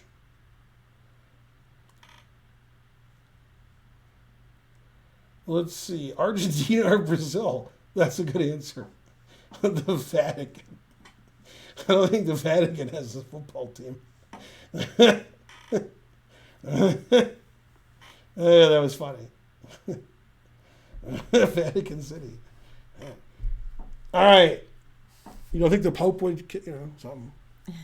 Yeah. All right, so that was a good game, except for one thing. I mean, these guys played like Honduras and the Vatican. Mm-hmm. I enjoyed the game. Okay. Yeah, one of the guys, when he wanted to be a criminal, he's signing up. They're like, what crimes have you committed? And he said, stampeding cattle. And they said, that's not much of a crime. And he said, through the Vatican? And he goes, ooh, kinky. Blazing Saddles. Oh, Blazing Saddles. Yeah, obviously. All right, now what do I do? I've only seen that once. White's 1900, black's 2150. And this says it was played in real life Mm-hmm. Okay. at a chess club. Yay. It's the Irving Chess Club, so I guess it's only for Jewish people because it's Irving. And then 1900, 2150, our hero is white. I think. I'm not sure, actually. Yes, it is. And it was 30 minutes plus 10. So I assume that means increment. All right, and then the guy's white and so forth. All right. And so forth. The Vatican's good at chess because they have 2 bishops. Yeah, it's true. You guys think Honduras is better than the U.S.? I don't know about that. I know the U.S. isn't that good, but Honduras? All right. So it's a Caro-Kann. Advanced variation. Knight d2 has been played a few times. The idea is to play knight b3 and make c5 less palatable. a5, confusing the audience. a4, right? These moves all look reasonable to me, so I'm mad. I expect nonsense when I'm doing game analysis, like the last game. Yeah, this seems like black's playing very passively. Yeah, that's a good move. Because the pawn could get weak. Knight f5. Bishop d3 is okay. c4 would be explosive. So you could play that. b6 is very weakening. Now white should definitely play for c4 because this is all weak. So like rook c1. Open it up here. Queen e1. That's like a move too late and a dollar short. It's like he wanted to win the A pawn, but black defended it in advance. Yeah. It was like when Lisa was at the boardwalk and the kids ditched her in advance. Yeah. My first friend, ship bracelet. There's a really funny line in that episode because Lisa never gets any funny lines. They're going to some summer vacation. And Lisa wants to change her look because she doesn't have any friends and she dresses real drab. So she pretends to pack her suitcase but doesn't put anything in it. So they're forced to buy her clothes and she wants to buy cool clothes. So Homer takes her suitcase and says, it's a little light because there's nothing in it. And Lisa says, I don't know, maybe you're just getting stronger. And then he goes, yeah, well, I have been eating more. And then he puts it in. Go Homer. All right, bishop e7 is legal. Not really sure what this was all about. But all right. c4, good, good. Now black can play c5, confusing the audience. But he played king h8, confusing nobody. Bishop b1 is a little meek. All right. Rook e8. Everybody's playing the most passive move. King h1. Terrible. Knight f8. The knight's better here than it is on f8. Yeah, black should be playing c5 and then some. Queen e2. Bishop b4. Trading, some. I like the way the engine says king g1. Because king h1 didn't make any sense. So there was a game played in St. Louis. Was a Grunfeld at one of the Norm tournaments. And in some normal looking position, white played king h1, which made no sense. Mm-hmm. And then later in the game, Black had a passed A pawn, and the king on H1 couldn't stop it, but on G1 it could have, which is funny. So king H1 was played like on move 14. Then he resigned on move 34 because he couldn't stop the A pawn. The next day I said, why did you play king H1? The move didn't make any sense at all. And he said, I wanted this variation to happen. And after like knight takes D4 for black, he wanted to play some move, but then knight takes here was check. So he played king H1, so that didn't happen. And then, I mean, it was nonsense because what he wanted to do was no good, but that's why he did it. So he actually had a reason. I couldn't figure out the reason, so he got me good. Okay, takes, making sure this rook is active. Not sure I would have done that. C5. That seems to just hang this pawn, and then black's up a pawn. It still says white's better. Man, harsh. Taking that pawn I don't understand, because then if my knight takes, I defend my A pawn. Now it says white's winning. Why would you do that? Why would you let the knight come in here and defend this, and it's great, and you could have just taken it? Boo, boo. All right. I mean, you were white, so yay. Be here. So now this is a tactical mistake, and now I'm sure black didn't see it because it's, it's not using an engine and cheating like everybody else. So this rook is defending the knight and the bishop. Mm-hmm. Okay. So black can get away with, let's see what he did. Okay, he played random legal move. He can play knight takes d4, confusing the audience. So you have to take the knight, otherwise that's a good move. Mm-hmm. Now the rook is overworked, so you play bishop takes b1. Then if he takes the bishop, you take the knight, and you've won a pawn. And if he doesn't take the bishop, you move your bishop away. So that's that. Mm-hmm. So black's better according to the engine because black's up a pawn. It's funny how this overworked. Like everything's on everything. It's hard to understand. Nice. Okay, so you played rook d8, rook g1, allowing the same deviled egg, the same knight takes d4. Mm-hmm. Okay, knight d7. The reason he played rook d8. G4. Yeah, that's a good move. Now forcing the move that wins. But he probably didn't play it. So, yeah. And now white's winning. Because black's too suffocated and white can mate him. When you can take things, you have to analyze that, both of you. So when you attack a knight and the knight can take something, you're like, oh, that's not good. Yeah.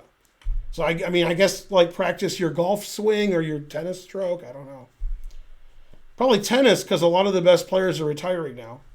So this would be a good time to get into tennis. Right? The women have no good players, and the men who are good are, like, 100. So in, like, 3 years, there won't be any good tennis players, men or women.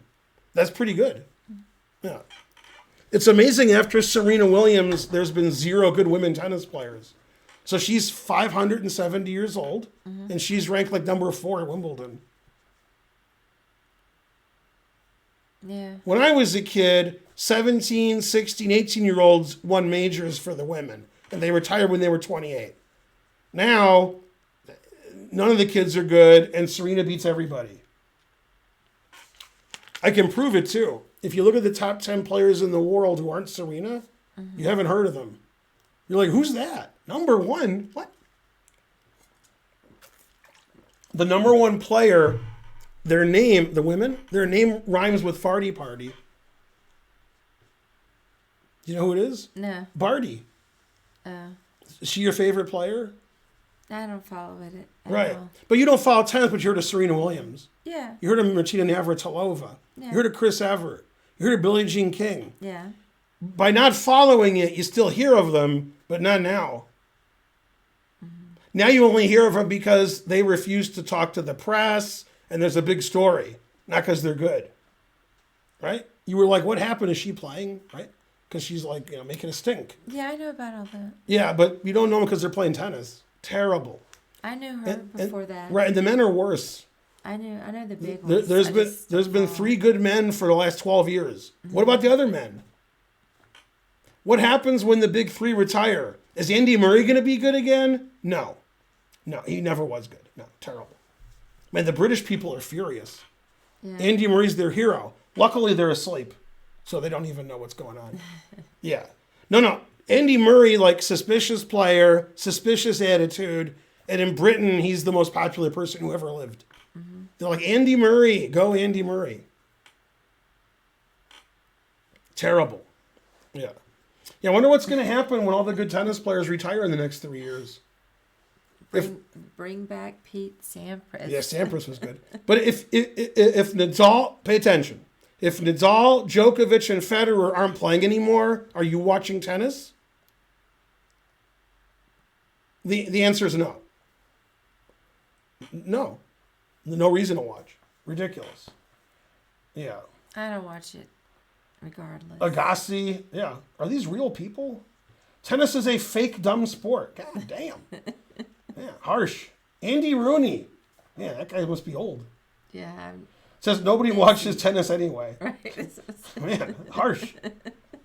Man, that guy said Tsitsipas is good, and Karen said, say, what? That's all she was thinking. I mean, I barely know Yeah. any tennis people. Yeah. Now, one of the top 5 guys today lost to an American. I think it was Tsitsipas. He lost to like an American who's like number 60. I think it was him. I think he lost in the first round. Man. Truth hurts. There are many others, and you can name them all. Yeah, the guy who made it to the final of the French Open, who they think is the greatest, he lost in the first round, unknown American. Today. Well, that's how good he is. Yeah. Terrible. All right. Probably that's what like the ATP, or not the ATP, the whatever the international one is. I'm drawing a blank. Drawing a blank.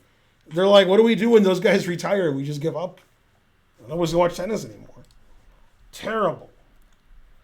In straight sets. Yeah, that's the best we got.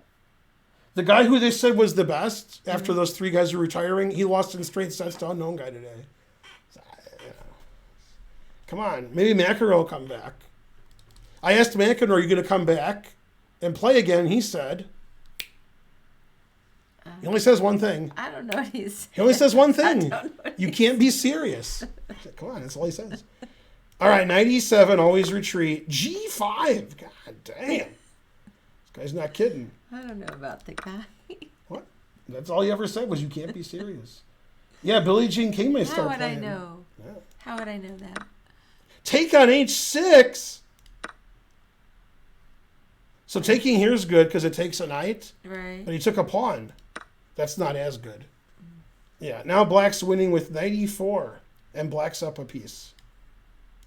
And he did something else, hanging this piece, and then he resigned. Yeah, just take here, and that's it. QED. Well, take this, king here, nothing.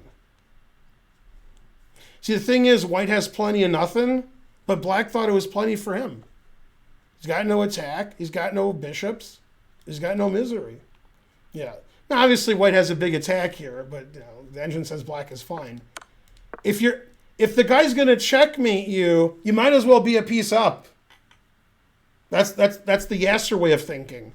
After here, you get checkmated and you're not a piece up. That's not good. So Kieran's going to tell you something funny, right? This move defends, right? Gets the knight to a good square, right? Okay, yeah. Now, what's the valuation? Barely see 8 or 9. Yeah, White's up +9. Plus 9.6. Maybe he's German. Right. And after here, Black's better. Yeah, harsh. Yeah, giving a knight away for nothing. Yeah, check. Oh! Okay, so this pawn was actually the best defender for Black. Black plays here, and White's rook does Vishwa nothing. It's hard to get in there. Oh, I see. Now it's easy to get in there because queen goes to here and the rook's on the open G file. Always sack the exchange. So now it's +19. Takes his piece back. Queen D3. Probably that was a mouse slip, even though it was played over the board. Because Queen D2 makes more sense. Right? Yeah. Queen D3 wins, but barely. Knight f5 is good. Knight g5 is good. Rook d7 hangs immediate checkmate. Man, it's a really nice mate, too. Okay, so instead of hanging mate, he could have resigned. Ah! So white wanted to play here, which wins. Yeah. So he attacked the queen and threatened here. And then black can play queen f8 and defend, still losing. Instead, white could have played a mate that's so purdy, it's purdier than your mouth. That's how purdy it is. And you got a purdy mouth. Okay. Queen h3. Yeah. Okay, and if where you want the king to go. Exactly. If you go here, this is double, triple discovered checkmate. That's checkmate. And if you go here, it's also checkmate, except the knight can block. So like here, checkmate, and here, checkmate. And then the engine gives this. I'm sorry, it gives this. And then checkmate again. But instead of checkmating with just checking him, he played knight e4. Rawr! And black found queen f8. The game continues with black completely losing, but you know. Now he has mate and 8 with rook g8. Now, did anybody see the game today and or yesterday? I forgot if it was today or yesterday. It was Firouzja versus Aronian. And the game ended with Aronian playing queen g1 check with black, and then rook to the back rank, and then always play bishop f1 and so forth. That reminds me of this move winning. And the reason I don't know if you played that. You did. Because now you don't take the queen. Right? You play the Zwischenzug, queen h3, confusing the Germans. They're like, what did he say? Right? Oh, no good. Yeah, this is better. Yeah, that's forced mate.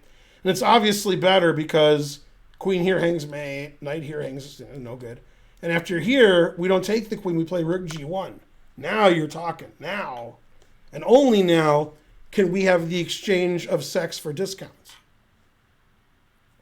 I forget what that's from. Seinfeld.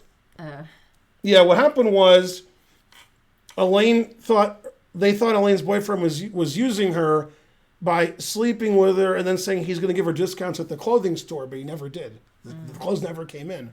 And then Kramer said, "No, I think you're using him."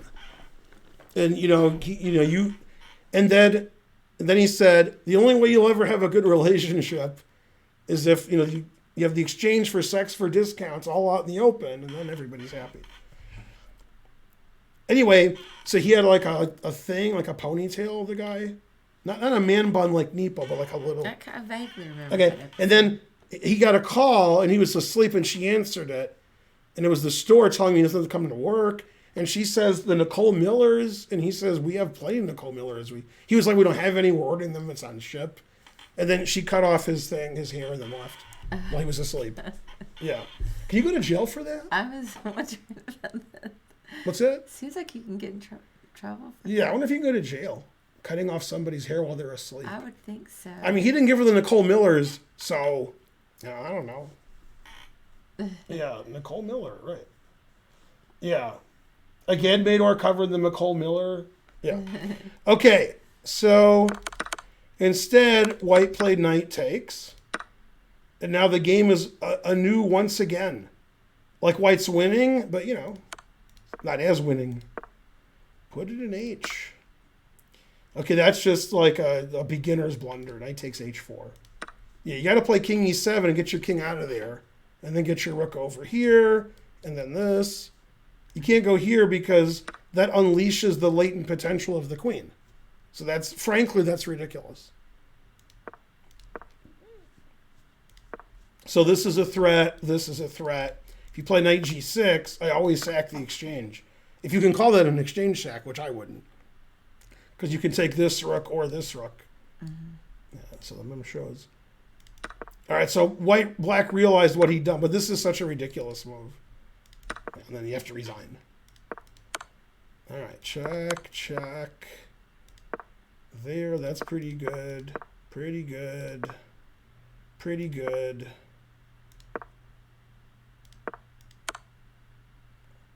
Queen takes e6 check? Terrible. What's funny is it wins, but it's just terrible. All right, that's a very ridiculous way to win. Rook h7. Terrible. Yeah, he's still winning because he gets to win the rook. Then he has to stop all these pawns. Now it's too exciting. So this loses. Now black's winning.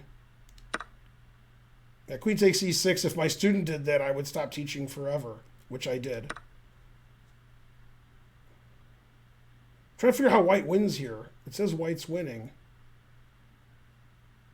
This move loses, taking here. Mm-hmm. Then black's winning. All right, check. Yeah, how is white winning here? What are they talking about? Why aren't they going here? They're playing here. Why would I do that? Ah. So if the pawns are here, we can push them. And then, but if you take this, you just lose all your pawns, right? Okay. And if you play c3, you don't have a passed b pawn. Like this pawn's not passed. Right. So I run my king up, like that game I told you about where the guy played king here that he couldn't get back. Oh. Now we get back. We keep running our king. And if you play c2, we're just in time. Mm-hmm. It's like the manufacturing just in time. Yeah. And we win. So white was winning with his insane queen sack, where he should be banned from my stream. But instead he played the losing line. I think he still won. Okay, and now c3 wins. No! Boo! Yeah, as long as white's king stays here, we're good. If white's king is here, then black resigns. Yeah, c3 threatening c2. Play c2, I'm going to win. Mm-hmm. Well, that's it. What you can do? Now black's going to make a queen. Frankly, terrible. But he played king c6, so now white has time to win again by moving his king over. Okay, that's losing again. You got to move your king over. You got to get your king there. See, this isn't a threat because I can just check and take it. So you got to move your king. Yeah, king g2 plus 55. Okay, so this is a blunder. Now black's winning again. King g1. b3 wins. Man, black did everything he could except push his passed pawns. He never pushed his passed pawns. Yeah, b3 is winning. And then we just keep pushing. And then the pawns just run in. This king's not helping. All right. King f1. Now white's winning again. Now the pawns can't queen. Oh, he pushed one of his pawns. That's pretty impressive. I didn't think he would. Yeah, and this is just shallow and pedantic now. And then he resigned. So if I do analysis like a game report, they both played less than 0. Yeah. So this is something I tell when I used to teach, I had this conversation a lot. And nobody ever listened to anything. That's why I quit teaching. That's a pretty big raid. Oh, thanks, Janiston TV, or Yay. Janiston, or Yaniston. Yay, thank you for I wonder if the that's my raid. friend Giannis. Yeah, 0 mistakes, Yay, thank zero you. good moves. Thanks for the raid. Hooray. Yay. Yeah, good game except for one thing from Spencer. All right, now. Yeah. All right, now let me explain something to you. This is, when I used to teach chess, none of my students ever listened to me ever anything I said. Karen will say, that's not what happened. No, that's what happened. Okay, now, every student I ever taught, I would tell them the same thing about these kinds of moves. I'd say, if you're winning and you sacrifice material in the end game for no reason, don't do that. And then when they did it anyway, I say, why'd you do that? And they said, because it's winning. Now, let me explain that logic to you. Have a seat, because you're going to use all the power of your brain now. Imagine you were up a queen, a rook, a bishop, and a knight, and your opponent only had a king. You got that? Okay, it's never happened to you, but it might if you get better. Then you give away your queen for no reason, and the guy takes it. And I say, why did you make that move? And they say, because it wins. It does win. Every move wins. Your move just wins less. You were up a lot of pieces, now you're up less. But everybody does that. And I can't stop them. And I tell them, don't do it. Now, my famous example, one of the persons who donates on my stream a lot, who used to be my private student, he had an ending very similar to this. He had a queen and 4 pawns versus a rook and 4 pawns. There's nothing going on. He's just up a queen. So instead of resigning, since it's in Michigan, they just kept playing. And then for no reason, he gave up the queen for the rook to get a winning king and pawn ending that was drawn, and the game ended in a draw. After I told him don't ever do that, then he did it anyway. And so to mock him as much as possible, when I'm looking at the game and I see him sack his queen for the rook, I say, oh, you didn't see king takes queen. Because that's reasonable. If you play queen takes rook, thinking you're winning the rook, and don't see king takes queen, that's acceptable. But if you see king takes queen, it's not acceptable to give your queen away. Ridiculous. Frosty Balrog subscribed. Yay. Hey, Frosty Balrog. Yeah. So this is an absolutely ridiculous move. And if you say, well, it wins. Okay, every legal move wins, except maybe that. You found like the worst move on the board where maybe you're still winning. Maybe. If you don't play that, it's 1,000,000,000% you're winning. So playing that is ridiculous. It's a ridiculous move. Any other move is like +8, +9, +7. And then here you're like +1. And then you're losing like 5 moves later. Yeah, now you're losing. And then you win anyway because, again, you got to take up golf. Now, some people aren't good at golf. So what they do is they learn from Donald Trump, right? They cheat. They just cheat. They write some score that didn't happen. So you got to do that. Terrible. Go Frosty Balrog. Yeah, Mulligan. That's right. Yeah. Queen takes e6. I mean, it's not even a joke. It was a slow game. Ugh. Now here's why I get mad. Not because they do that. Yeah. Here's why I get mad. He's going to do it again. He's like, no, what I did won. That was fine. He's going to do it again. He doesn't care. He literally doesn't care if it's not right because he thinks it's right. No, it's just confusing. Like, let's see, I could give my queen away or I could not give my queen away. I think I'll give it away. Teacher, don't give your queen away. Next game, gives his queen away. He's like, oh, you said don't give it. Oh, I don't remember that. Yeah, they all do it too. They all try to sacrifice and win instead of just win. If your position is worse, which is pretty common, then you sack a rook and then you're completely winning. And if you don't sack a rook, then you're lost. Then sacking the rook, the engine would say is correct. It's the only good move. You guys give material away when every legal move wins, but you want to sacrifice anyway and make it difficult. That's what you do. And I tell you not to do it, then you do it anyway. That's what happens. Spencer will back me up because I'm sure it's happened to him. Student knows not to do it, but they want to do it, so they do it anyway. And then they lose. Do you think that any time that they're just confused? No. They're like, Ben said, don't do this, but I like this. They don't care. But I like this. That move loses by force. Yeah, but I like it. They literally... See, now, you can do that if you don't get chess lessons. I'll give you an example. There are people who the only thing they do is play blitz chess outside, right? Like at these parks, outside the St. Louis club, etc. They're playing chess. There's no book learning. There's no like, I want to learn this and get better. They just play blitz chess 12 hours a day. You have your book learning and you got your Yale law degree, but you don't have any street smarts. So when you play them blitz chess, you know theory and they don't. You know endgame theory and they don't. You know what weak pawns are and they don't. And they beat you every single game because they play good tactically and you don't.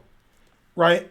And so if you're that kind of person, the person who loses every time but is trying to learn, right? Or trying not to learn in certain cases.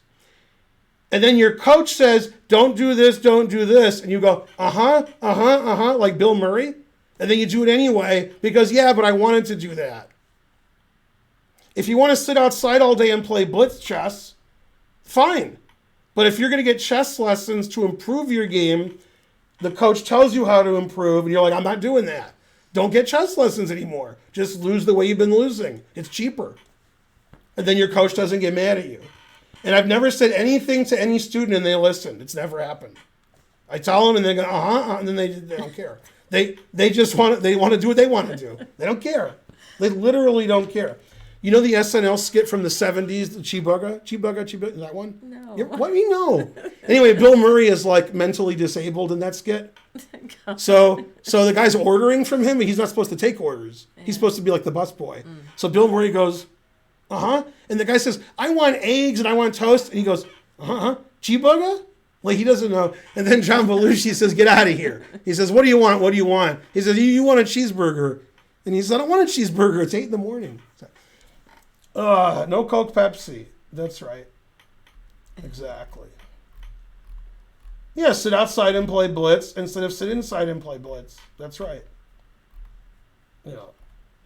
I told Farnsley 69 to drop out of MIT and play chess professionally, and he stopped playing chess and he's still at MIT. Yeah. Terrible. Never listens. They never listen. Yeah. I told him to donate 1,000 subs. He donated 900 subs. The students just never listen. I can't believe it. Horrible. Brian Doyle Murray, that's right. Brian Doyle Murray was in your favorite movie. And by favorite movie, it's a movie everybody likes except Karen. Wait, which movie? There's a movie everybody likes except you. You're the only person on earth who doesn't like it. Which one? Because there's a couple. None? Well, yeah. Groundhog Day. Oh, yeah. Yeah, she's like, oh, horrible. Now the mayor of Puxatawny, that's Brian Doyle Murray. He's the mayor. He's the guy with the groundhog. Yeah, I remember that. Right. Yeah. Oh, you hate that movie too. I can't stand that movie. Yeah. Thank you for backing me up. Cheeks, ham. No, she doesn't hate Trading Places. Or chest. Now this is funny. I talked to my mom on the phone today. Ham. I talked to my mom on the phone and she was talking about Trading Places. Mm-hmm. She knew we were going to Philadelphia and she's like, they have a lot of great stuff there for tourists. And I saw a lot of it in Trading Places. They were showing statues. I'm like, yeah, because Trading Places is in Philly for the most part. Yeah. Yeah, I don't like it. I think it's cheesy and I just don't like it. Yeah. Now, wait a minute. If you think it's cheesy, do you like It's a Wonderful Life? And they're not, I do, and I can see that that's also cheesy. I'll agree to that. More but cheesy, I still like it. I think. But Groundhog Day, also, I don't buy them as a couple at By the way, all. Karen gets mad at movies when she doesn't believe it. So let me give you an example. She's not going to go out with them. Yeah, see, she's like, I don't believe that so I don't like the movie. No also happened with all. the Lady Gaga movie. I didn't buy them. She's like, no, Lady Gaga, no. She's too old. Yeah, too. she's like, I don't believe the story. No good. Yeah. It has to get past Karen first before they put the movie out, whether she believes it. Like, I don't believe that. No. Yeah, Terrible. I didn't really like that version of Star is Born. I've seen all 4 of them. Mm-hmm. It was all right. Well, we got a raid. Everybody says raid. There's another one? I don't know, everybody said raid like 50 times. Oh. Chessball rated with 670. Duh. Yay. Yay, 672. I love Chessball. No, I said septon because I lived in Belgium. Yeah. I know. Yeah. See, in Belgium and in Switzerland, they say nonant. Hey, unpause the chat. And then they say octant. Are you kidding me? Let's see what's going on. And since they speak fake French in Canada, I don't know what they say. Mm-hmm. I don't even know what's going on. Quote Dr. Strangelove. I could do a lot of quotes. Yeah. Yay. The most famous quote probably is "No fighting. This is the war room." Yeah. Yeah. By the way, the best joke ever made on that ilk, "No fighting. This is the war room," is on Futurama. Leela and Amy are always like getting each other. Like, wow, you must be really brave to wear those pants knowing how big your thighs are. Stuff like that, right? I'm not as brave as you are. Those are the kind of backhanded. Okay. So they're doing this all the time, and the crew is like, you guys are fighting all the time. We're not fighting, and so forth. That's just, we're talking to each other. It's nice and everything, right? They're always insulting each other backhanded. And they're like, no, we're not fighting. Everything's fine. Now, they're at some fight where, like, it's a complicated fight. Then at the end, they're like, does anybody from the audience want to come and fight? And it's 2 against 2. Mm-hmm. So they says, Amy and Leela, you should go do that. And they go, maybe. And then he says, you have to prove you're not fighting by fighting. And they say, okay, and they start fighting. Yeah. That's how you prove it. No fighting in the war. This is the war room. Mm-hmm. Yeah, Peter Sellers played several parts in that. Now, Slim Pickens, who you remember from Blazing Saddles, okay, at the end of Dr. Strangelove, he rides the nuclear missile down to the ground. And he's like, yee-haw, and he's got his... I've never seen that one. Yeah. I have to etc. try to watch that. That's silly. Why not 4 times 20 plus 10 plus 9? That's right. I did at least finally see Deliverance. Do you get this French joke this guy's making? That's just silly. 4 times 20. That's how you say 99 in French. Oh. You say 80-19. You say all that. Oh, yeah. But in Switzerland, I know they say 90 for 90. They made up their own word. They got octant, 90. They don't say 80. They say they say octant. They got rid of that nonsense. They speak better French in non-French countries than in France. And because of that, because it takes so long to say the numbers, that's why France lost to Switzerland. That's what happened. Right? Wait, which one was the best movie ever? Best movie, 50 times better than Groundhog Day. Which one was 50 times better? It doesn't say. It's just the best movie ever. Which movie? Classic movie. I don't know. We were talking about different movies. Which one? I'm glad to hear that there are other Groundhog Day haters. Yeah. I just can't. I said, this movie's ridiculous. Which movie is 50 times better than Groundhog Day? I mean, a lot of them. Keeps repeating. The Godfather, correct. Rush Hour is the best movie ever. Isn't Rush Hour 2 twice as good?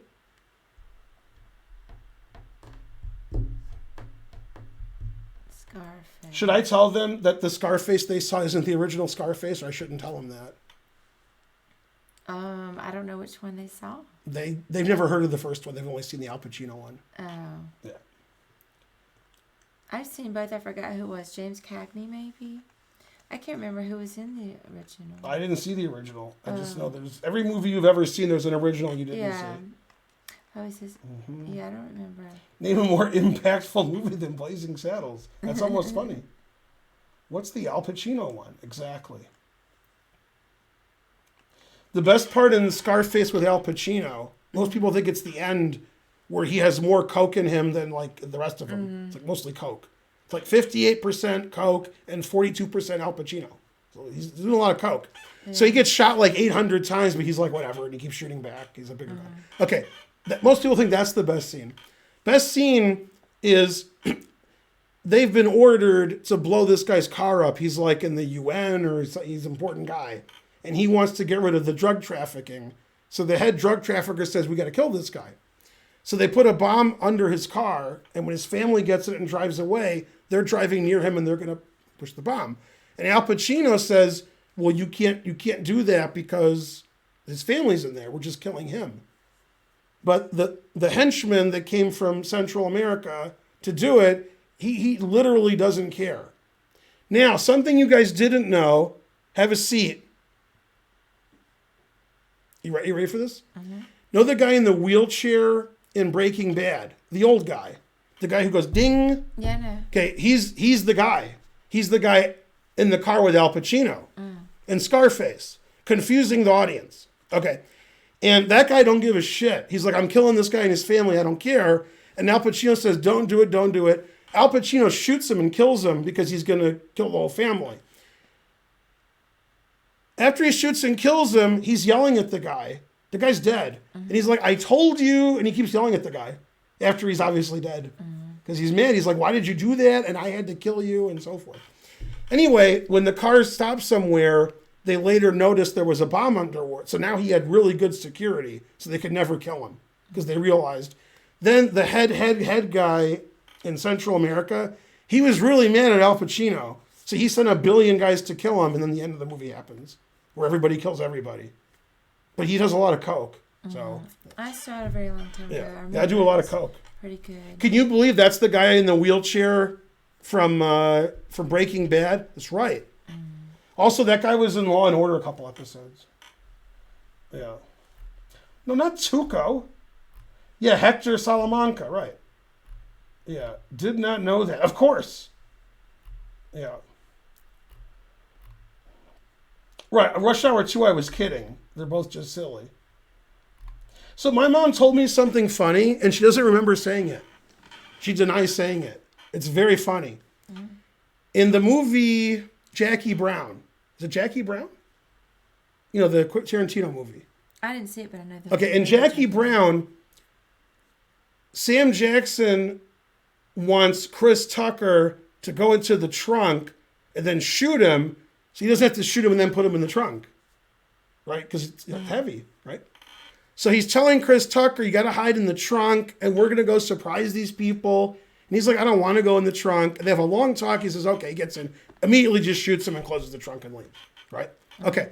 And my mom said, she doesn't remember saying this. She'll deny she said this, but I remember. She said, I like that scene because I didn't have to hear Chris Tucker talk anymore. She's like, that was great.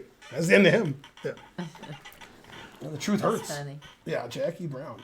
I can picture him. Jackie Brown has my favorite guy in it, R.I.P., the guy who married us, Sid Haig. He's the judge at the beginning. Go Sid Haig. Yeah, Jackson puts Tucker, he says, get in the trunk. And he says, I don't want to get in the trunk. And then he explains why he has to. But he had a long explanation. I mean, he was there for a long time to shoot him and close the trunk. He could have just shot him and put him in the trunk, but he didn't want to pick him up. Terrible. He drives away. Yeah, I know. There's nothing I like more than hearing Chris Tucker talk. Hey, let's do another game. Or just... Hold on a second. Giancarlo Esposito is cellmate number 2 in Trading Places. He's not one of the two guys that talks to Eddie Murphy. He's another guy who's sitting down who never says anything. The two guys who are talking to Eddie Murphy are not him. One guy was on The Simpsons. He played Bleeding Gums Murphy, but he died. Ron Taylor, maybe? Something like that. Which guy are you talking about? Which guy in prison? That would be shocking if he was in Trading Places and I didn't know it. Damn. Cellmate number 2. Man, Esposito? Now I have to watch it for the 7,000th time. I thought Stallone's first movie was either Manhattan or Annie Hall, because I don't know which one's which. And they're on the subway, and he's one of the street toughs, and Woody Allen throws him out of the subway, and the doors close. And then, for no reason, the doors open again, and then he comes back in, and tough. Oh, yeah, I didn't know that. Yeah, that's Sylvester Stallone, yeah. Huh. Must have been pretty young. That was Bananas? Really? That was Bananas? It might have been. Bananas was good. Suck out the poison.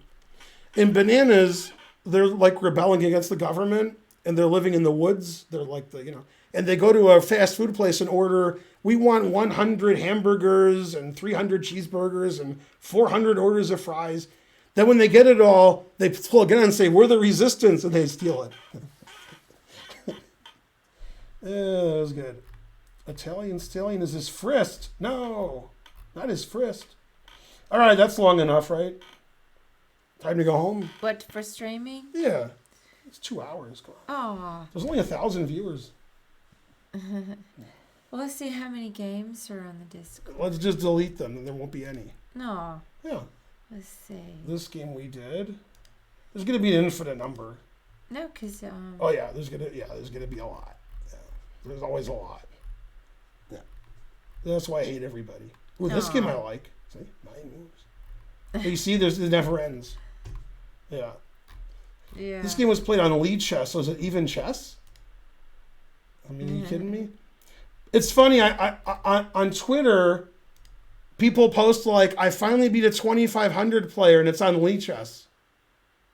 And I'm like, what is he? Now, you guys, you know that I'm making fun of the ratings on lead chess, but let me tell you a true story. When we were in Chicago, which wasn't Chicago, it was Wheeling, in the Chicago Open, I was talking to some guy I knew, and he said, I played this guy who's like 1245 USCF, and he told me he's 2,500 on lead chess. And I was like, yeah, that sounds about right.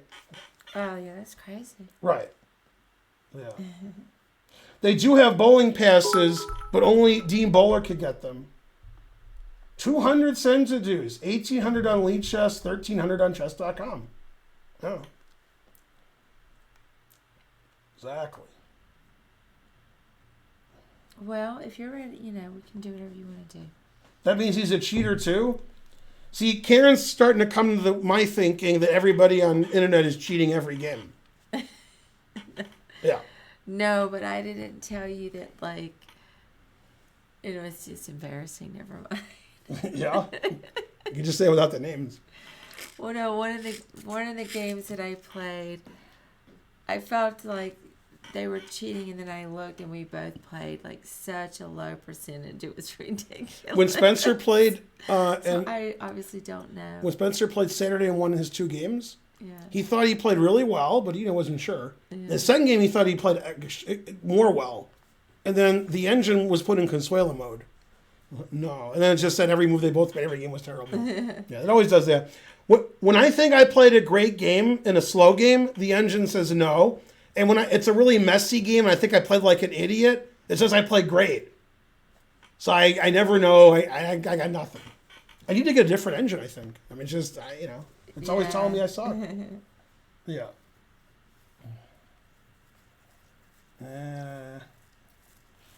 So people who don't believe in global warming, now you see the thing is, I've lived in Belgium, Brooklyn, Columbus, Ohio, Detroit, Ann Arbor, etc., St. Louis. So for me, global warming was fine because I'm cold. It was cold there. Everywhere's cold, right? She lived in Boston and York, Pennsylvania, and Philly. So we didn't mind global warming, okay? But in Seattle, before last week, in the history of taking temperatures, there were 3 days ever where it was 100 degrees. And then since then, the last 3 days have been 100 degrees. So it was 3 out of 120 years, and now it's 3 in 3 days. And a lot of people don't have air conditioning, so the truth hurts. Man, 104 degrees with no air conditioning, that wouldn't be good for me. That would be like when I was in India. I didn't like that. Man, India's tough. Harsh. Yeah, it was etc. Yeah, Ann Arbor going. It was 111 in Portland, and that was Celsius. Yeah. There's a lot of homeless people. In Portland, I noticed that in 87, there were homeless people. But I noticed it a lot in India. So if it's 100 degrees in India and there's no air conditioning and you're homeless on the street, you're just like, yeah, it's hot. Yeah. Truth hurts. Yeah. Yeah, that's right. When I was in Ostend, Belgium in 1988, I was playing in a tournament, and the organizer let me stay at a guy's house, right? He was like 1900. And he had a bedroom. I got in the bedroom, and it was 4,000 degrees because it's in the summer. And he says, I don't have air conditioning. You can open the window. I opened the window, and there were more mosquitoes than atoms in the universe. So mosquitoes everywhere, like fly in. So I closed the window, and then it's 1,000 degrees. That was a fun tournament. Man. Yeah, the one thing about Europe I didn't like in 1988 to 92 was the lack of reasonable bathrooms and reasonable air conditioning. Some places had reasonable bathrooms. Some places had reasonable air conditioning, but nobody had both. Yeah. Air conditioning, it's only 40 Celsius. And I'm like, I'm American, so they figured I wouldn't know what that meant. Yeah. Yeah, Zugzwang is correct. Yeah. Man, that was a lot of fun. Did you play chess when you lived in Boston? No, I didn't play chess then. I didn't. I lived in Boston. I don't even know when I lived in Boston. Europe doesn't have dryers Long that work, time he ago. said, still. So you wash your clothes and then it's wet. That's what he said. Yeah. He said the truth hurts. Oh. You got to pretend you're poor and living in New York and you hang your clothes up on the clothesline. Yeah. Yeah, it's fine. I don't expect everything to be perfect. It Yeah. won't bother me. We don't need AC. We have good beer. Yeah. Yeah. When I lived in Boston, I didn't have air conditioning, but it was only hot for about 2 weeks out of the year. Yeah. So it was fine. It was hot for about 2 weeks. There are very different cultures in Europe. There's one culture, smoking and drinking, and saying your beer's better than every other country, saying your soccer's better than every other country, and not working in August. That's every country in Europe. Done. Don't tell me there's different cultures. Ridiculous. And every taxi cab is scamming you because they think everybody's a tourist. And they are. Oh, it's over 100 right now in Boston? Man, really? Yeah, the truth hurts. It's going to be 97 in a couple of days in Philly. Yeah. Yeah, I mean, I remember it hit, a couple of high temps when I was there, but that was probably around Go cicadas. 2000. Done. 1999. It was hot in Europe like 2 or 3 years ago. Like, I mean, it was 4 years ago. It was hot in the summer, and they don't have air conditioning. So people were choking on their own rage. It was the hottest ever. It was like 100 everywhere. And that was Celsius. Yeah. Terrible. Heat wave. See, it's always hot here, so just don't even pay attention. But we haven't hit 100, I don't think, No. this whole summer. No. We have air conditioning too. Yeah. True. But, I like it hot, but not that hot. I did good with my description of Europe. Every country thinks they have the best beer. Every country thinks their soccer team's the best. Nobody works in August in any country. Everybody smokes and drinks, and that's it. And everybody says people from the U.S. don't know geography. That's one culture. Yeah, Terrible. Sounds fun. Yep. The truth hurts. And cabs are scamming you. We were in a taxi in Rome, and I was complaining about the taxi cabs that cheat people because he wasn't one. He said, yeah, I went to Bavaria, and we went like 5 kilometers, and he said it was like $1 billion, euros. He said, he's tricking me because I'm a cab driver. And I'm like, come on. I mean, they're tricking other cab drivers. The best beer in the Czech Republic, maybe. Maybe. Yeah. I used to smoke in London. I still drink. Good. Because our soccer team really is the best. Yeah. So you know how France lost to Switzerland today, right? Mm-hmm. Every person in France still thinks France is the best in the world. Yeah. Really, everyone, all of them. They all do. And listen to this. They think it's a shame that Switzerland won because Switzerland shouldn't be winning. Like, it doesn't matter if they win, they're no good, but we didn't win, that's a tragedy. Mm-hmm. Like, other people should feel bad for them because it's a tragedy. See, in America, when somebody who can't possibly win beats the guy who's going to win for sure, everybody's like, yay, you won. But in France, they're like, okay, they won, but they shouldn't have won because they're no good. And we lost, that's a tragedy. That's horrible. You should, this is a bad thing. They should just let us win. Chess players are just like that, though. I'm from Spain. Chess the best beer is Belgium. Hey, Salty Clown. No, chess players are just like that. Oh, I shouldn't have lost that game. I'm really better. Mm-hmm. They're just exactly like that. Exactly like that. Everybody knows it. Hey, Salty Clown. How's it going? Well, you have to be a sub, and then you have to get it on the Discord and post And you have to be a sub above. And we were about to, I think Ben was wanting to end the stream soon. But I really love your analysis, so maybe we can do it again soon. Yeah, we'll do this sometimes. Because that's one of my favorites. And I feel like I actually learned from looking at the games. Budweiser is a Belgian beer. That's a complicated sentence, but he's sort of right. What did he say? He said Budweiser's a Belgian beer. Oh. He's half kidding, but the Belgian company like ABV, which I'm making up, they bought Anheuser-Busch. So Stella's a Belgian beer, but it's probably like made in America now Oh, because okay. they own Anheuser-Busch. Oh, okay. So I don't even know what's going on anymore. I don't know where they're making Stella or Budweiser. I don't know. It's the same beer. I don't know. Yeah, the Barack Obama and I had Yeah, a little match InBev. today. We had a match, an impromptu match. We just played a few games. Budweiser's made from corn. Enough That's fine. said. But is it made from corn on the cob? Is the whole planet on the cob? Is it? I have to watch the Rick and Morty again so I understand a little of it. If I watch every episode like 5 or 6 times, I I start to understand dozed, them. and then I saw some of it, and then I dozed. So I only saw a little bit.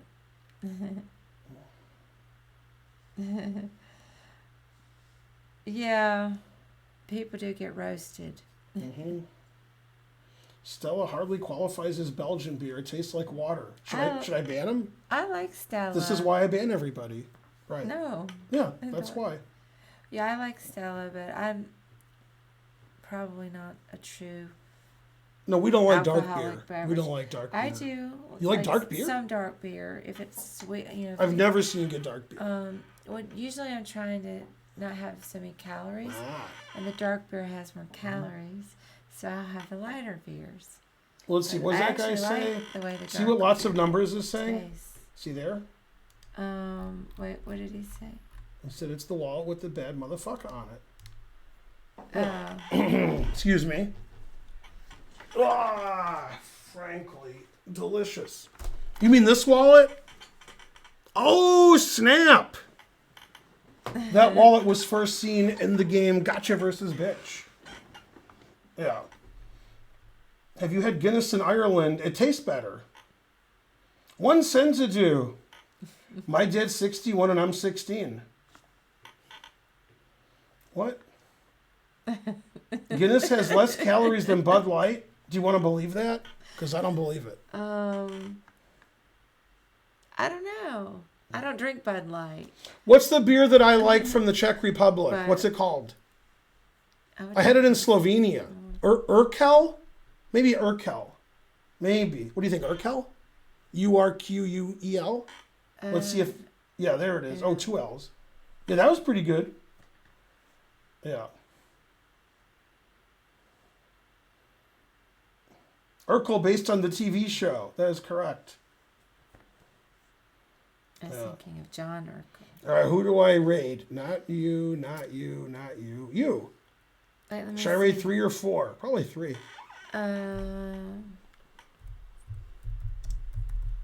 Yeah, I like 3. Mm-hmm. 'Cause it's Yeah. better. Thanks for the cent-to-dos, Andre the Giant. Well, bye everybody. Sorry it was short stream, but it Short, over 2 hours. could have been shorter. So, It's like 11 o'clock. It's past our bedtime. so I really like viewer analysis. So maybe we can do that again soon, and try to take some different folks next time. Right. Also, boo, boo. Yeah. All right. See you guys tomorrow night. See boo, you. boo. I'll be on Chess TV from 9 to 11, so I'll probably start about 8, 8:30 or something.